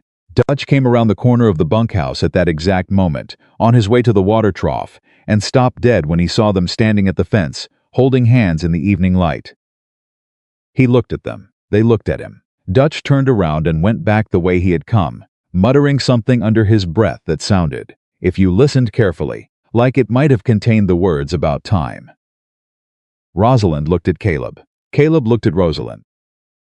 For the first time since she could remember, she laughed, not the polite, careful, "Don't take up too much space" sound she usually permitted herself, but a real laugh, full and warm and surprised at itself.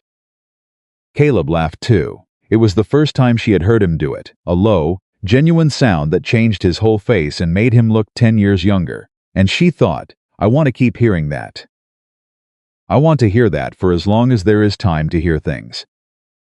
The wind came off the mountains, and she did not feel the cold of it. She felt warm all the way down to her bones. But not 3 days later, the thing she had not seen coming arrived, the way the worst things always do, from a direction she had not thought to watch. It came in the form of a letter. Garrett brought it to her personally, which she should have read as a warning. Garrett was a man who sent things through other people unless the thing required his personal attention. He came to the cookhouse after the morning meal, with the envelope in his hand, and set it on her workboard and said, "This came with the supply wagon from Pueblo." She looked at the envelope. She looked at the return address. It was from a lawyer's office in Denver. She opened it with a paring knife, carefully, the way she opened everything. She read it once. She read it again. She set it on the workboard and put both palms flat on the surface and breathed. The letter was from the law firm handling the estate of a woman named Margaret Bellamy of Denver, Colorado, who had died in September and who had, according to this letter, been the elder sister of Clara Harper, née Bellamy, of Willow Creek County. Clara Harper's sister, Rosalind's aunt, a woman she had not known existed. She made herself read the rest. Margaret Bellamy had died without children. Her estate was modest but real: a house in Denver, a savings account at First Colorado Bank, and a deed to a small parcel of property in the mountains west of Colorado Springs that she had purchased 20 years ago and never developed. She had apparently known of Rosalind's existence. She had made inquiries. She had found her too late to do anything with the finding except put her in the will. The estate in total was enough to buy land, enough to build, enough to do the thing that she and Caleb had been talking about, carefully, in the subjunctive tense: the small ranch, the kitchen, the table where every person had a place. Enough if she chose to do it without needing anyone's permission or partnership.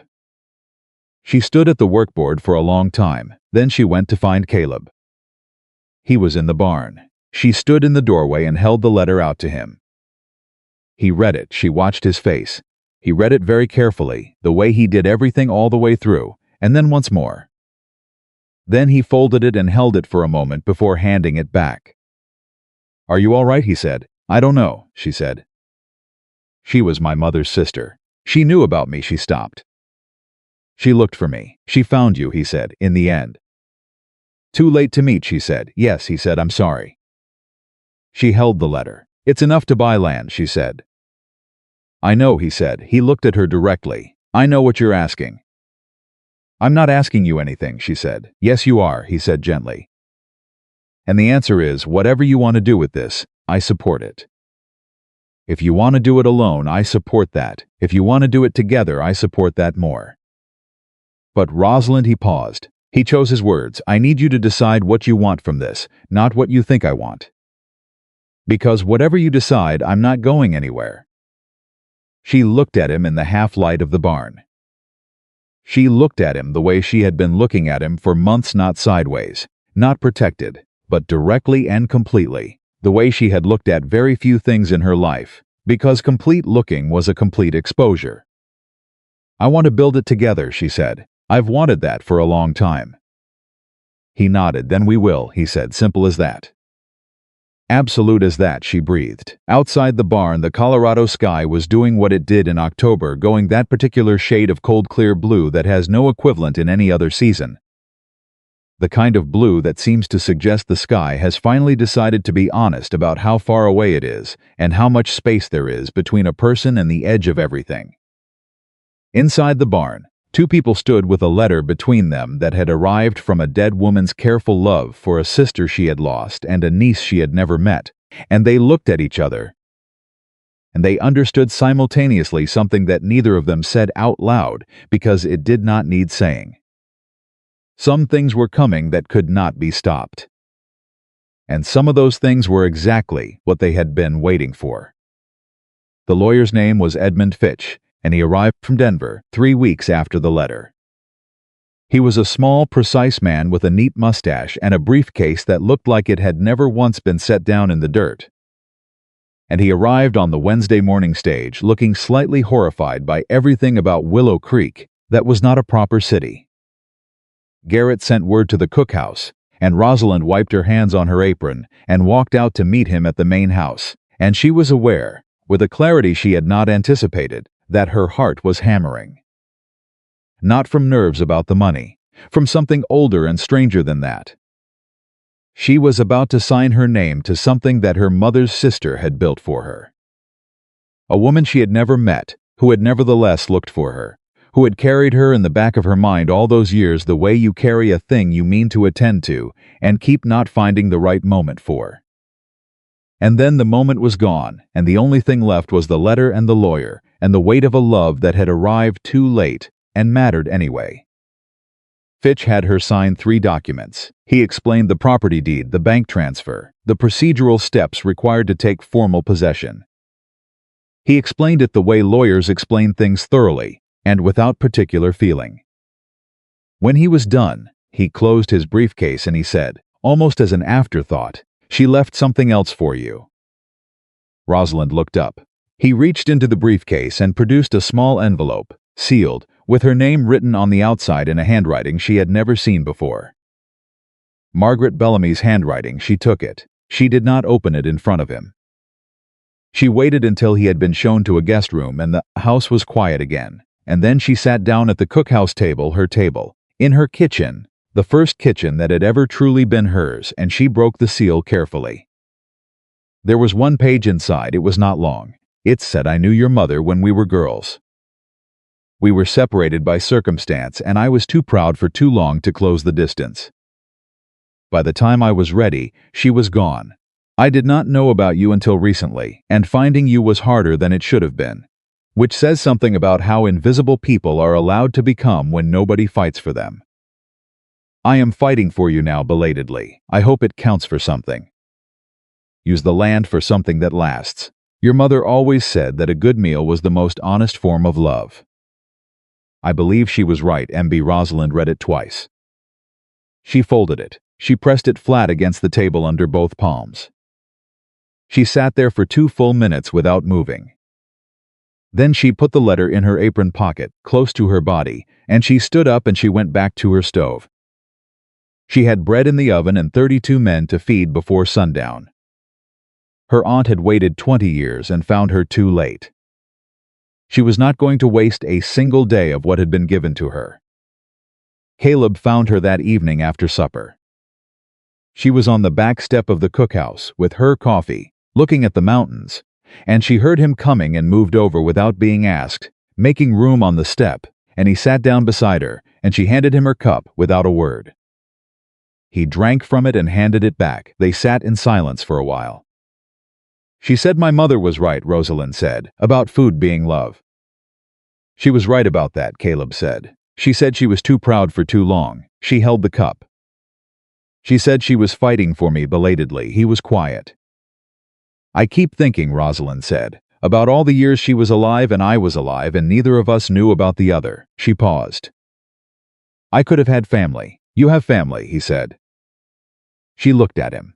He was looking straight ahead at the mountains, not performing anything, just saying what he meant, the way he always said what he meant.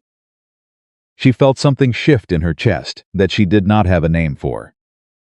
Or rather, she had a name for it now, and the name was specific and certain and did not require qualification. Caleb, she said, yes, when you said we'd build it together. Did you mean? She stopped. She tried again. Did you mean the ranch, or did you mean more than that? He turned and looked at her. In the fading light, his face was completely readable, the way it always was when she chose to look at it directly. No performance, no management.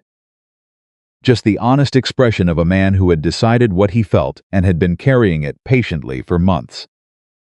More than that, he said. Her throat closed. Okay, she said. Okay, he said. Okay, she said again. I just wanted to be sure we meant the same thing. We do, he said. He held out his hand, palm up, not demanding anything, just offering. She put her hand in his. They sat on the back step of the cookhouse while the light went out of the sky, and the mountains went from blue to purple, to the dark shape of themselves, and it was not romantic in any dramatic sense. No music. No grand declarations, no moment designed to be told later as a story. It was just two people who had both spent a long time being careful with themselves, sitting together in the ordinary evening, holding on. It was, Rosalind thought, exactly right. Nathaniel Brooks did not take the news of her refusal gracefully. She had not expected him to. She had sent word through Garrett, a brief and complete message she was declining his offer. She thanked him for his interest. She wished him success with his hotel. Businesslike, final, without any opening for negotiation. Brooks drove out to the Double T 2 days later anyway. He came when Caleb was in the Southfield, which she suspected was not accidental. He had always been the kind of man who calibrated his courage by who was watching. He came into the cookhouse without knocking. Miss Harper, he said. She was at the stove. She did not turn around, Mr. Brooks, she said. I need you to reconsider, he said. I've already contracted the building. The dining room is designed around a proper kitchen. I had a specific vision. Then I hope you find someone to fill it, she said. I need the best cook in the county, he said. His voice had an edge now. You know what I'm offering. You know what you'd be walking away from. She turned around then. She faced him across the cookhouse with a dish towel in her hand, and she looked at him with the full, direct, clear-eyed gaze of a woman who has nothing left to manage or protect. Mr. Brooks, she said, I worked in Harold Mercer's kitchen for 11 years. In 11 years I watched you walk past me no fewer than 1,000 times. You never once asked my name. You made jokes at my expense for the entertainment of men who were eating food I cooked. You had no opinion of me whatsoever except as something to be looked past. She paused. And now I am useful to you. And suddenly you have driven out here twice, and you are standing in my kitchen without knocking, asking me to build your vision for you. Brooks opened his mouth. I am going to build my own vision, she said. On my own land, for my own reasons. She held his gaze without a flicker. "The door is behind you, sir." The cookhouse was absolutely silent. Brooks stood there for a moment with something moving through his face that she had never seen there before, not anger, though there was some of that. Something more complicated. Something that might, in a more self-aware man, have looked like reckoning. He put his hat on, he walked out, she heard his wagon pull away. She turned back to the stove, her hands were completely steady. Dutch walked in 10 seconds later from the side door, where he had apparently been standing long enough to hear the entire exchange, and he set his coffee cup down on the work table and he said, to no one in particular, "Well, I'll be." Rosalind looked at him. "Don't you have fences to check?" she said. "Fences can wait," Dutch said. He picked it up his coffee cup and he looked at her with the particular expression he used when he was refusing to admit that he was moved by something. "Miss Harper," he said. "Dutch, that was something," he said. She turned back to the stove, but she was smiling. The land that Margaret Bellamy had left her was 23 acres in the valley below the mountain range west of Colorado Springs. And Rosalind and Caleb rode out to see it on a Saturday in November when the sky was the flat pewter color of approaching winter, and the air had a clean, cold edge that made everything feel specific and real. She stood on the land for the first time with the wind in her face and her boots on the frozen grass, and she understood immediately why her aunt had bought it 20 years ago and never sold it. It had the quality of a place that knew what it was for a wide, open valley with good water access from a creek on the southern edge, shelter from the prevailing wind provided by the land's own contours. A natural clearing that would take a structure without fighting you about it. "Here," Rosalind said. She was not pointing at anything specific.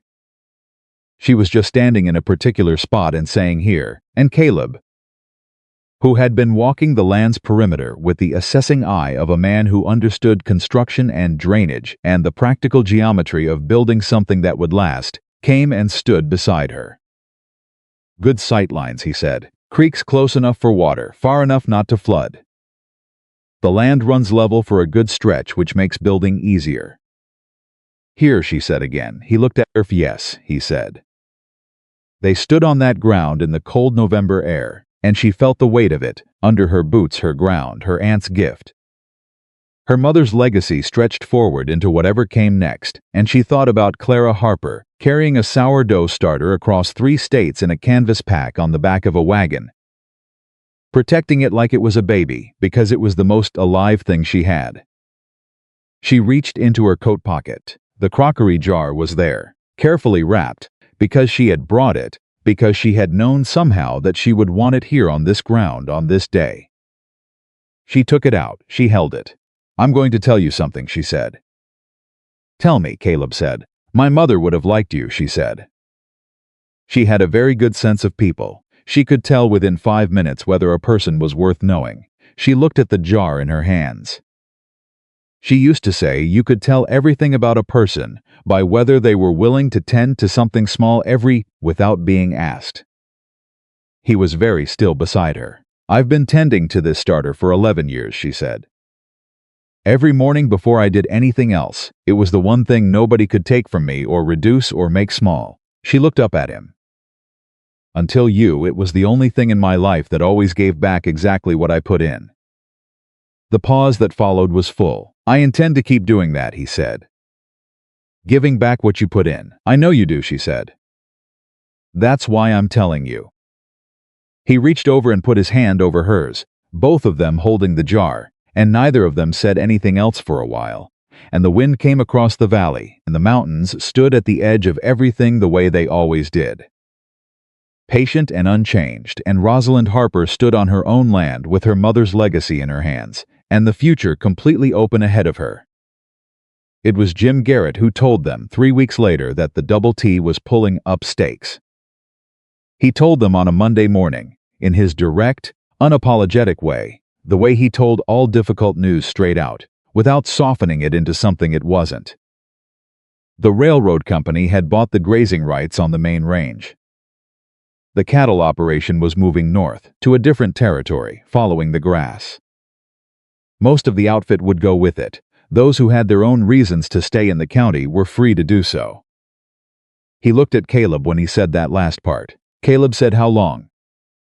"Month, maybe 6 weeks," Garrett said, "before the spring drive." Caleb nodded. He said, "Thank you, Jim." He found Rosalind after the noon meal. She already knew. News moved through an outfit at the speed of anxiety, and she had heard it from Dutch before she heard it from Caleb, and Dutch had told her in his particular way, not gently, because Dutch did not do gentle, but with a kind of gruff forewarning that she had come to understand was his version of care. "Garrett told me this morning," Caleb said. "I know," she said. "It changes the timeline," he said. "I know that too," she said. She was at the workboard. She was making pastry, a task that required cool hands and a light touch and a mind that was calm enough to let the dough be what it needed to be. And she kept working while she talked because the work steadied her. "We were going to build in the spring," she said. "Now it needs to be sooner." "Yes," he said. "We need a plan," she said. "I have one," he said. She stopped working. She turned around. "Tell me," she said. He laid it out, with the methodical clarity of a man who had been thinking it through for longer than this morning. He knew a builder in Colorado Springs, a man he had worked with on a previous outfit who built solid and built fast when the materials were right. He had already been thinking about the structure they needed, not large, not ambitious, beyond what they could actually build and maintain, but functional and lasting, and exactly designed for what they were going to do with it. A kitchen first, properly outfitted, a dining structure attached. A small residence on the west side. "How long to build?" she said. 3 months if the weather holds," he said. "We start in December, we're done by March." "That's fast," she said. "I'll work it," he said. "I know how." She looked at him. She thought about what it would mean, the actual physical reality of it. Caleb Whitaker building the kitchen that Rosalind Harper would run. With her hands and his hands, and the ground her aunt had bought, and the starter her grandmother had carried, and the whole long chain of women who had kept something alive because someone had to. "There's one more thing," she said. "Tell me," he said. She looked at him steadily. "We're doing this together," she said. "Every part of it. Not you building something for me to live in."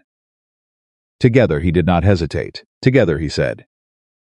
She turned back to her pastry. "Then we have a lot of work to do," she said. "We do," he said. He stayed at the workboard with her for another hour, not helping with the pastry. She did not need help with the pastry, but present, planning out loud, talking through the practical sequence of what needed to happen and when. She listened and responded, and asked the specific questions she needed answers to, and contributed the specific information he needed from her side, and it was, she thought, exactly what building something together actually looked like. Not romantic in any dramatic sense, just two capable people with complementary knowledge making a plan in a kitchen.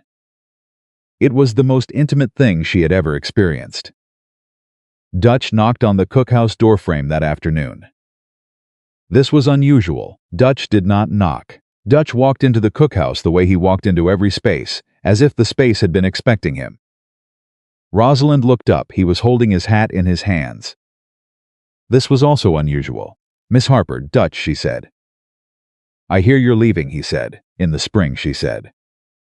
He looked at his hat. He turned it around once. "I want to say something," he said. "Go ahead," she said. "I've been on outfits for 30 years, he said. I've eaten a lot of bad food, and some decent food, and occasionally something that was actually good." He turned his hat around again. "What you've done in that cookhouse this fall is this food I have eaten in 30 years of ranch work. And I have not said so, because I am a man who does not say things like that, generally speaking." She looked at him. "I'm saying it now," he said, "because you're going and someone ought to." The cookhouse was quiet. "Thank you, Dutch," she said. He put his hat back on. "Don't go making a thing of it," he said, and walked back out. She stood at the workboard and pressed her lips together very hard for a moment. Then she went back to her pastry, but her hands were shaking, just a little, and she did not try to make them stop. The conversation that changed everything happened on a Thursday evening in the second week of December. Caleb came into the cookhouse after supper with a folded paper in his hand, and a look on his face that she had not seen before, not worried, not uncertain, but with a quality of careful deliberateness that told her This was something he had been working up to. "Sit down," she said. "You can see it in my face," he said. "I can always see it in your face," she said. "Sit down."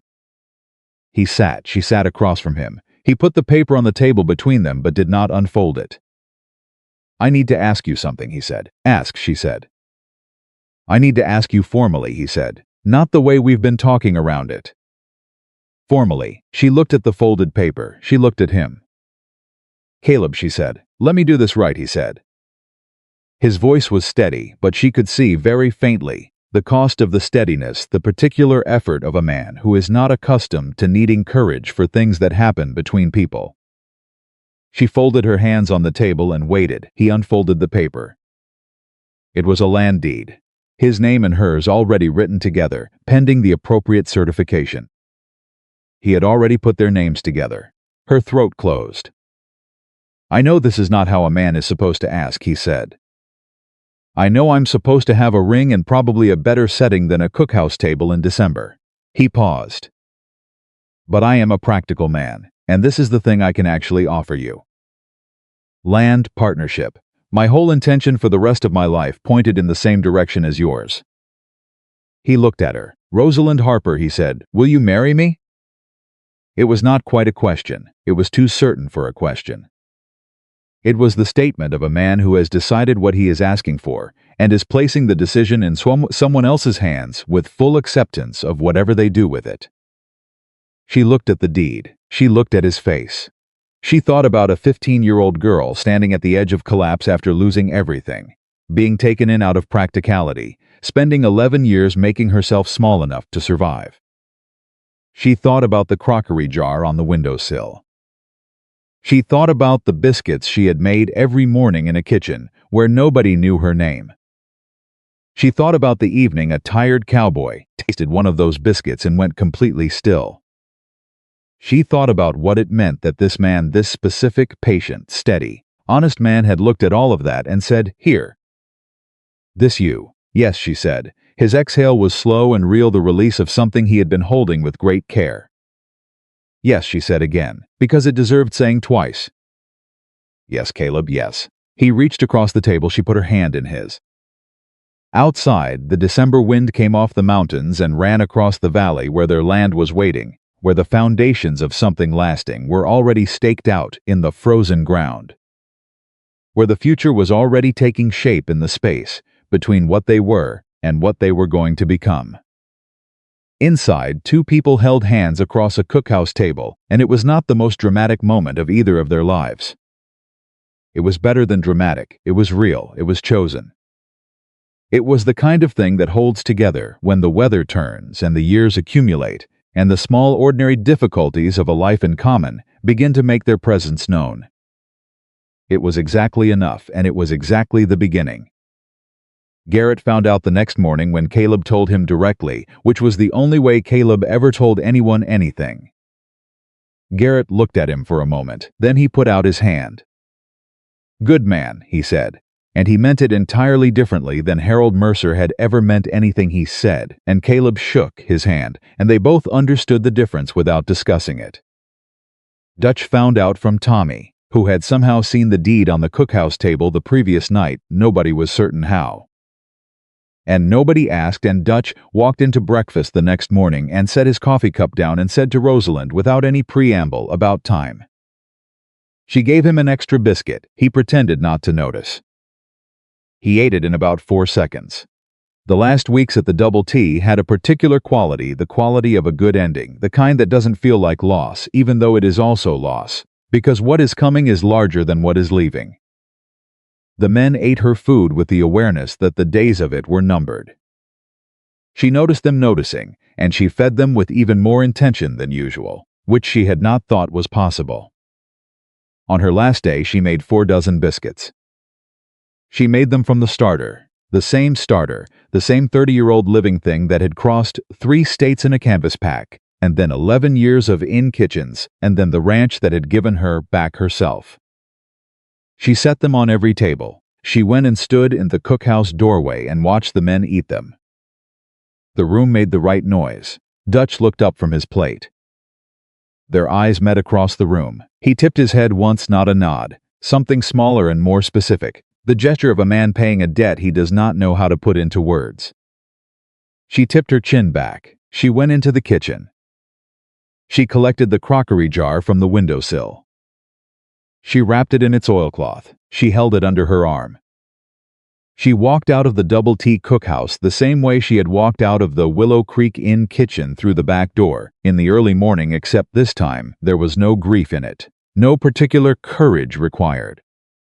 This time she walked out of one kitchen on her way to the one she was going to build, and the difference between those two things was the whole distance between surviving and living.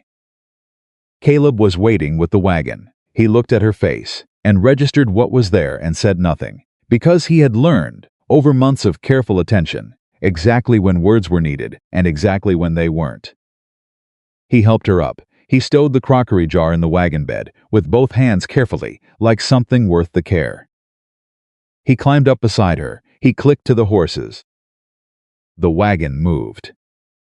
And Rosalind Harper, who was going to be Rosalind Whitaker before the spring came, held her mother's legacy under her arm, and her face forward and her whole life ahead of her, and she was not afraid, and she was not small, and she was not invisible.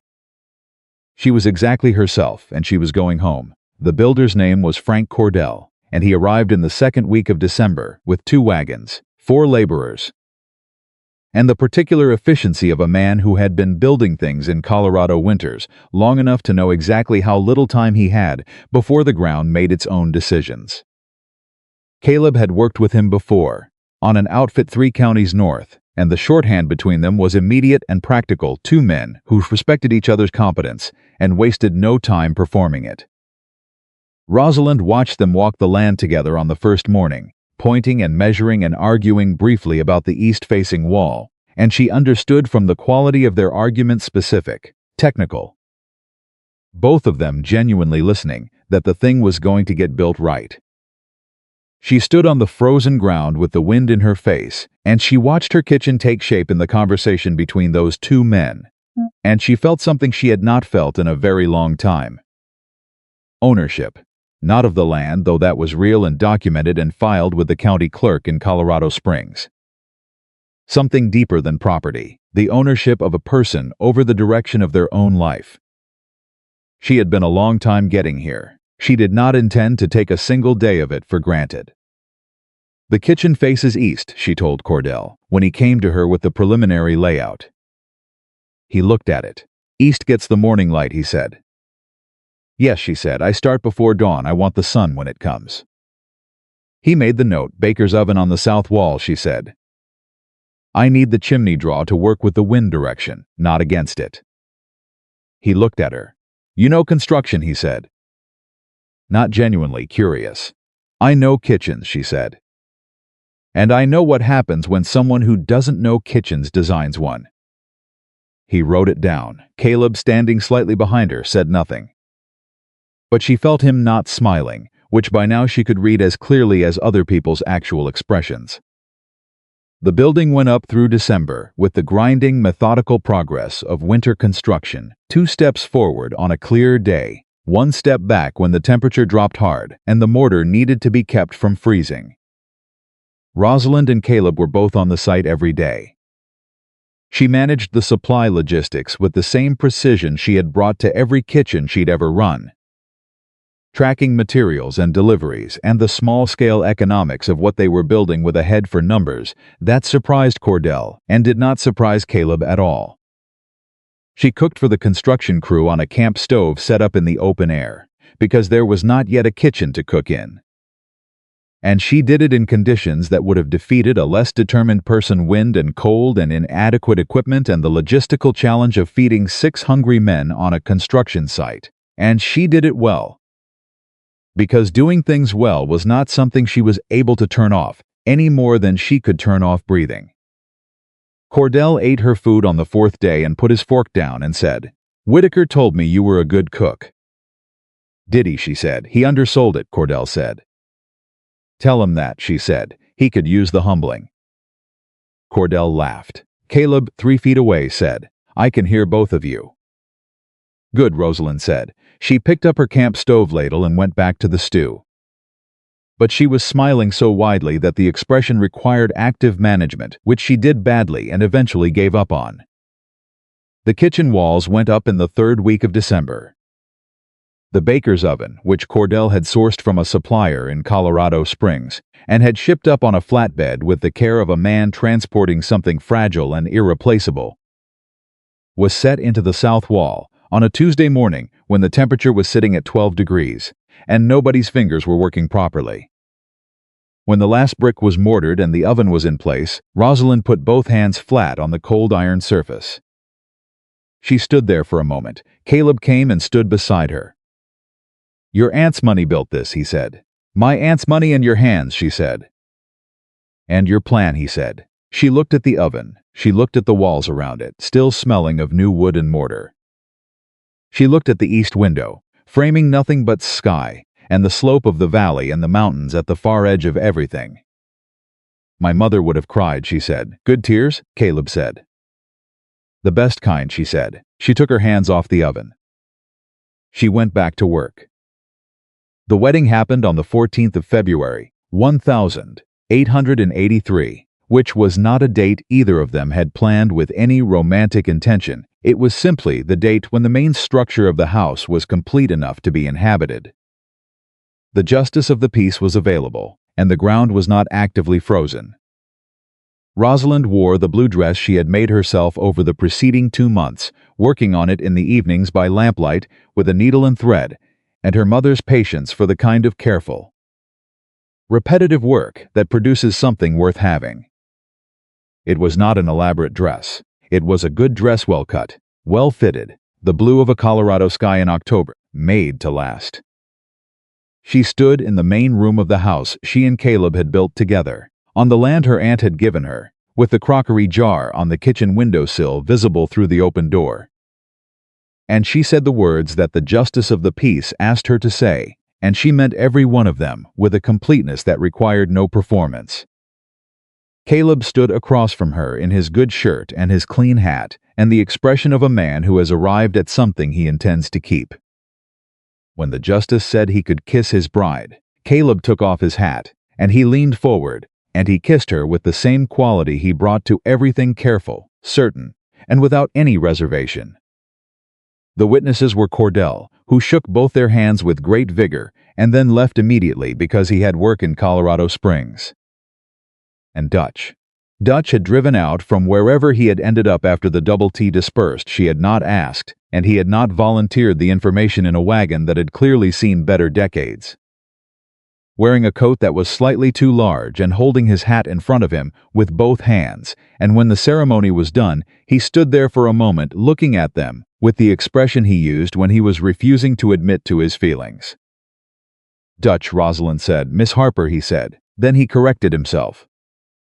"Mrs. Whitaker, you drove all the way out here," she said. "Roads are fine," he said. "Dutch," he looked at his hat. "Your biscuits," he said, "at the double T last morning." He turned his hat around once. "I've been thinking about them since October." She looked at him. "Come for breakfast on Sunday," she said. "Both ovens will be operational by then." Something moved through his face that he shut down quickly. "I don't want to put you out," he said. "Dutch," she said, with the patience of a woman who had been managing difficult men for 11 years and was not going to stop now. "Sunday, 8 o'clock, don't be late." He was there at 7:55. He ate 4 biscuits and said nothing about them. She took that as the highest compliment she had ever received. The place did not have a name at first. Names for things, in Rosalind's experience, arrived on their own schedule and could not be forced. She and Caleb had discussed it. In the easy, ranging way they discussed everything, turning options over and putting them down without arriving at anything that felt completely right. Caleb suggested Harper Ranch, which she vetoed because she was a Whitaker now, and besides it felt too much like naming a thing after a person, which she had always felt, put too much weight on the person. She suggested something that included the valley, which he said was too geographically ambitious for what they currently were. They went back and forth. The name came on a morning in March, when the first real warmth of the year arrived in the valley, and Rosalind opened the kitchen window to let the air in. And the sourdough starter on the sill caught a draft, and the whole kitchen filled with the particular clean, yeasty, alive smell of it. She stood at the window. "Starter Valley," she said. Caleb looked up from the table. She turned around. "It's been alive for 30 years, she said. "Longer than either of us has been doing anything worth naming. It crossed 3 states. It survived 11 years in a kitchen where nobody cared about it." She held his gaze. "It seems like the right thing to name a place after." He looked at her for a moment. "Starter Valley Ranch," he said, turning it over. "Yes," she said. "Your grandmother would have appreciated that," he said. "She would have laughed herself half to death," Rosalind said. "And then she would have thought it was perfect." He nodded once.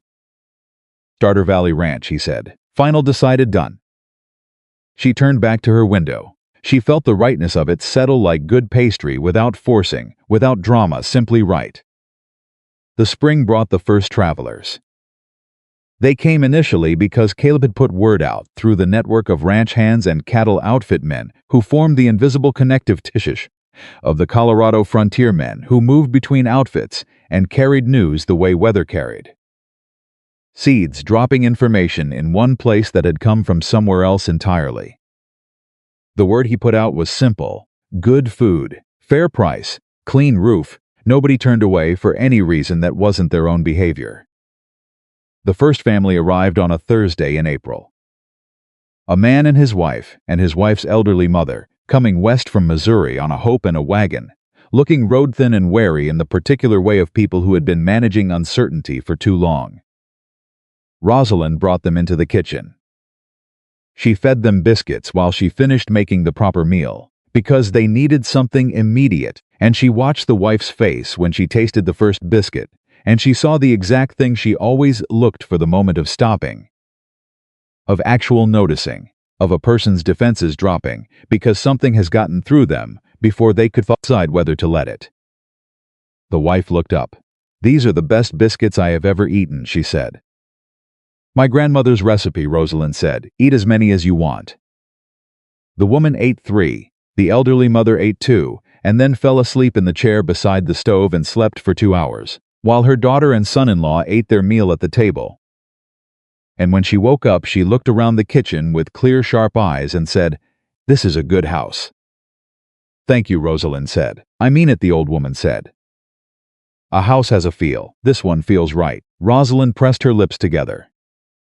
She went back to the stove, but she was blinking hard, and she did not try to hide it. The second twist that spring was one she had not expected, though perhaps she should have. Nathaniel Brooks's hotel opened in Willow Creek in April, 3 months behind schedule, with a dining room that served food that was, by every account Rosalind received, perfectly adequate. Competent, unremarkable, the kind of food that fills a person without giving them any particular reason to think about it. Rosalind heard this from the ironmonger's wife, who had driven out to buy eggs and stayed for coffee, and reported the entire state of Willow Creek's social affairs with the comprehensive detail of a woman who had strong opinions and the time to develop them thoroughly. "People say it's fine," the ironmonger's wife said, with the specific inflection of a person for whom fine is a condemnation. "Fine is sufficient for a hotel dining room," Rosalind said. "Maybe," said the ironmonger's wife. "But people remember your biscuits." She paused. "Brooks put it in the newspaper that he tried to hire you." Rosalind looked up. "He put it in the newspaper," she said. "Said he had engaged in negotiations with the finest cook in the county, but that she had elected to pursue independent enterprise." The ironmonger's wife said this with the precise diction of someone who had committed it to memory. "He made it sound like he'd done you a favor by trying." Rosalind was quiet for a moment. Then she said, "Would you like more coffee?" "Please," said the ironmonger's wife. Rosalind poured it. She thought about Nathaniel Brooks putting her in his newspaper as a story about himself. She thought about how, 6 months ago, that would have made her angry in the particular helpless way of a person with no recourse. How it would have sat in her chest for days like a stone. She looked around her kitchen, her oven, her windowsill, her crockery jar. She picked up her own coffee cup. "Let him have it," she said. "He can put whatever he likes in the newspaper. I have bread in the oven." The ironmonger's wife looked at her. "You have changed," she said, not critically, with something that was almost wonder. "No," Rosalind said, "I always was this, I just didn't have anywhere to stand." Caleb heard about the newspaper from her that evening. He listened without interrupting. When she finished, he said, "Do you want me to say anything to him?" "No," she said. "You're sure? The best answer to Nathaniel Brooks," she said, "is a full dining room and a waiting list. Give me a year." He looked at her with that particular expression, the one she had first seen at the inn table, holding a biscuit, going completely still. "Yes, ma'am," he said. She gave it 8 months. By November of 1883, Starter Valley Ranch had more requests for Sunday dinner than they had seats, and Rosalind had hired 2 women from the local area to help May. A quiet and enormously capable woman of 35 who had been cooking for a family of 8 and wanted work that paid, and Louisa, a younger woman of 20 who was still learning but learned fast and had the most important quality a kitchen worker could have, which was the willingness to pay attention. Rosalind taught them the way her mother had taught her, not by telling but by showing, not by explaining but by standing beside them while they worked and asking questions that made them figure out the answers themselves. She taught them the sourdough, which required the most patience, and she watched Louisa's face the first morning the girl successfully produced a batch of biscuits from the starter and understood, from the quality of the girl's expression, that something had transferred. Not just a recipe, something older. The understanding that food made with intention was a different thing entirely from food made for necessity, and that the difference was not a luxury but a responsibility. May, who was not a woman given to commentary, watched this happen and said to Rosalind afterward, "You're a good teacher." "My mother was a good teacher," Rosalind said. "You learned it," May said. Same thing. Rosalind thought about Caleb saying that to her in the inn kitchen almost 2 years ago now. "Understanding is just attention carried forward." "Yes," she said. "I suppose it is." The moment that undid her completely, not in a bad way, but in the way of things that arrive with such exactness that they seem designed, happened on a Sunday in December, 1 year after the wedding. It was a cold morning, and the kitchen was warm with both ovens going, and the dining room was full 12 people at the long table, a mix of local ranch families and 2 sets of travelers passing through and Dutch, who had taken to appearing every Sunday with the reliability of a sunrise and the predictability of a man who had felt something worth the drive and was not going to pretend otherwise. Rosalind was in the kitchen. She was taking the last batch of biscuits from the oven when she heard it. A voice from the dining room, a young voice, a girl, maybe 7 or 8 years old, one of the ranch family's children. She said it in the particular carrying tone of children who have not yet learned to calibrate their volume. She said, "Mama, who made these biscuits?" The dining room went briefly quiet. And then the mother's voice, warm and certain, "Mrs. Whitaker, she makes them every morning." And the girl, without pause, without any particular significance attached to the question, because to her it was simply a question, "Can we come back?" Rosalind stood at the oven. She put the biscuit pan down. She put both hands flat on the work table. She breathed. She heard Caleb's voice from the doorway. He had come in from outside and was standing at the kitchen door, and he had heard it too, and when she turned around, he was looking at her with that expression, the one she loved most. The one that was not a smile exactly, but was the thing that lived underneath smiles. She pressed her lips together. She held up one hand, index finger raised, which was what she did when she needed a moment and did not want to talk. He waited. She breathed. She picked up the biscuit pan. She carried it out into the dining room herself, which she did not always do. May or Louisa usually brought the food out, but today she carried it herself, and she set it on the table, and she looked at the room. The family with the little girl. The travelers who had arrived road-worn and weary and were now sitting with loosened shoulders and warm plates. Dutch, eating with the focused concentration of a man who takes his biscuits seriously.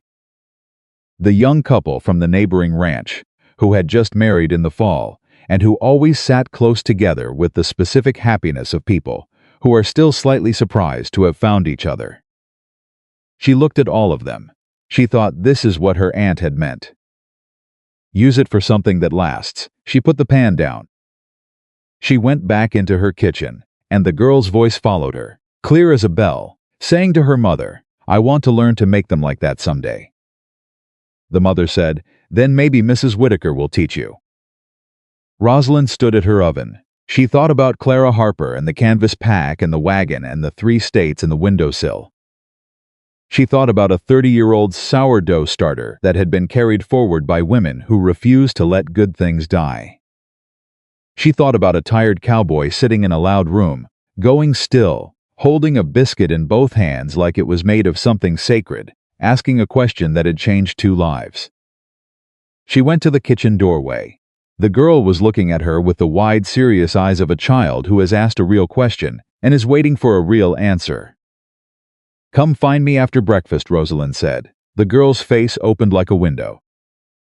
"Yes, ma'am," she said. Caleb appeared at Rosalind's shoulder, close enough that she felt the warmth of him, and he said nothing, because this was one of the moments that did not need anything said in it. She leaned back against him just slightly. He put his hand on her shoulder just briefly. Then she straightened up and went back to her work, because there was a kitchen to run and bread in the second oven and the starter to feed before noon. And a little girl who was going to come back after breakfast to learn something that had crossed 3 states and survived everything the world had put in front of it. The year turned. Starter Valley Ranch turned 2 and then 3. The reputation of Rosalind's kitchen spread the way good things spread in the frontier West slowly, person to person. Carried in the mouths of travelers who arrived somewhere new and said, "I stopped at a place in the valley. You won't believe the food." The Sunday table expanded. Louisa became the kind of cook who could run a kitchen alone, and Rosalind trusted her to do it, which was its own form of teaching. May became the person who kept the entire operation from flying apart when things got complicated, which they always did, and was compensated accordingly. Caleb ran the ranch side, the small cattle operation they had established on the back acreage, the supply relationships, the building maintenance, the endless list of things a working property required from a person who understood working properties. He was good at it, with the same unhurried competence he brought to everything. They disagreed sometimes, about money, about priorities, about the specific allocation of limited resources between competing genuine needs. They had those arguments the way capable people argue, with full information and strong positions, and the underlying certainty that the disagreement was about the problem, and not about each other, which made all the difference. She won some, he won some. They both accepted this as the correct functioning of a partnership between 2 people with equal standing and approximately matched stubbornness. They were by any measure happy, not the happiness of people who have been spared difficulty, because they had not been spared difficulty and would not be, but the happiness of people who have found the right person to face difficulty with, which is a completely different and considerably more durable thing.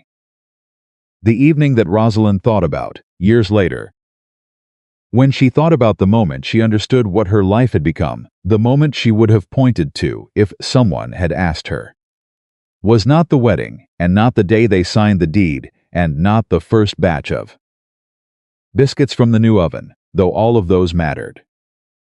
It was an ordinary Tuesday. She had been in the kitchen since before dawn. The bread was done. The preserves were put up. The evening meal was planned and partially prepared, and it was the quiet hour in the middle of the afternoon when the work had a lull and the house breathed. She took her coffee to the back step. She sat. She had the crockery jar in her hands. She had been feeding the starter and had carried it out with her, the way she sometimes did on good afternoons, giving it the air. She heard Caleb's boots on the gravel. He came around the corner of the house and saw her and did not say anything, just came and sat beside her on the step the way he always did, making room for himself in the space she had not quite left for him.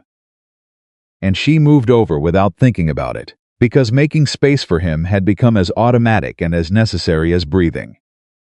He took her coffee cup, he drank from it, he handed it back.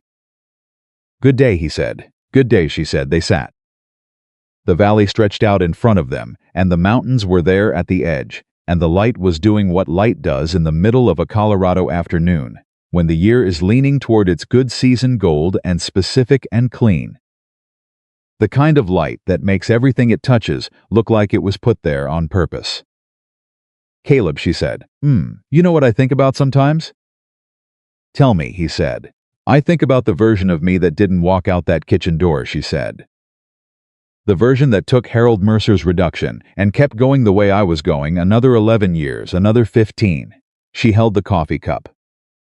I think about her pretty often. He looked at her. What do you think about her? He said. I think she would have been fine, Rosalind said. Fine is not nothing. Surviving and surviving matters. She paused. But she would not have had this. She looked at the valley. At the house behind her, at the crockery jar in her hands.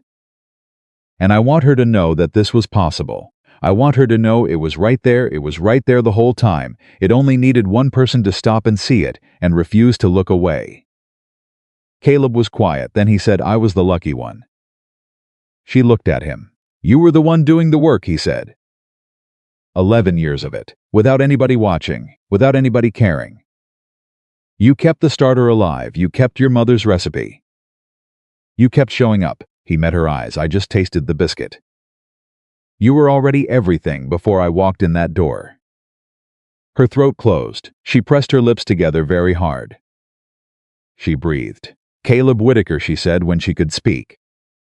Yes, ma'am, you are going to make me cry on my own back step.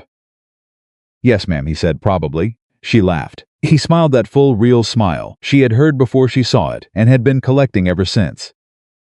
She leaned her shoulder against his. He put his arm around her.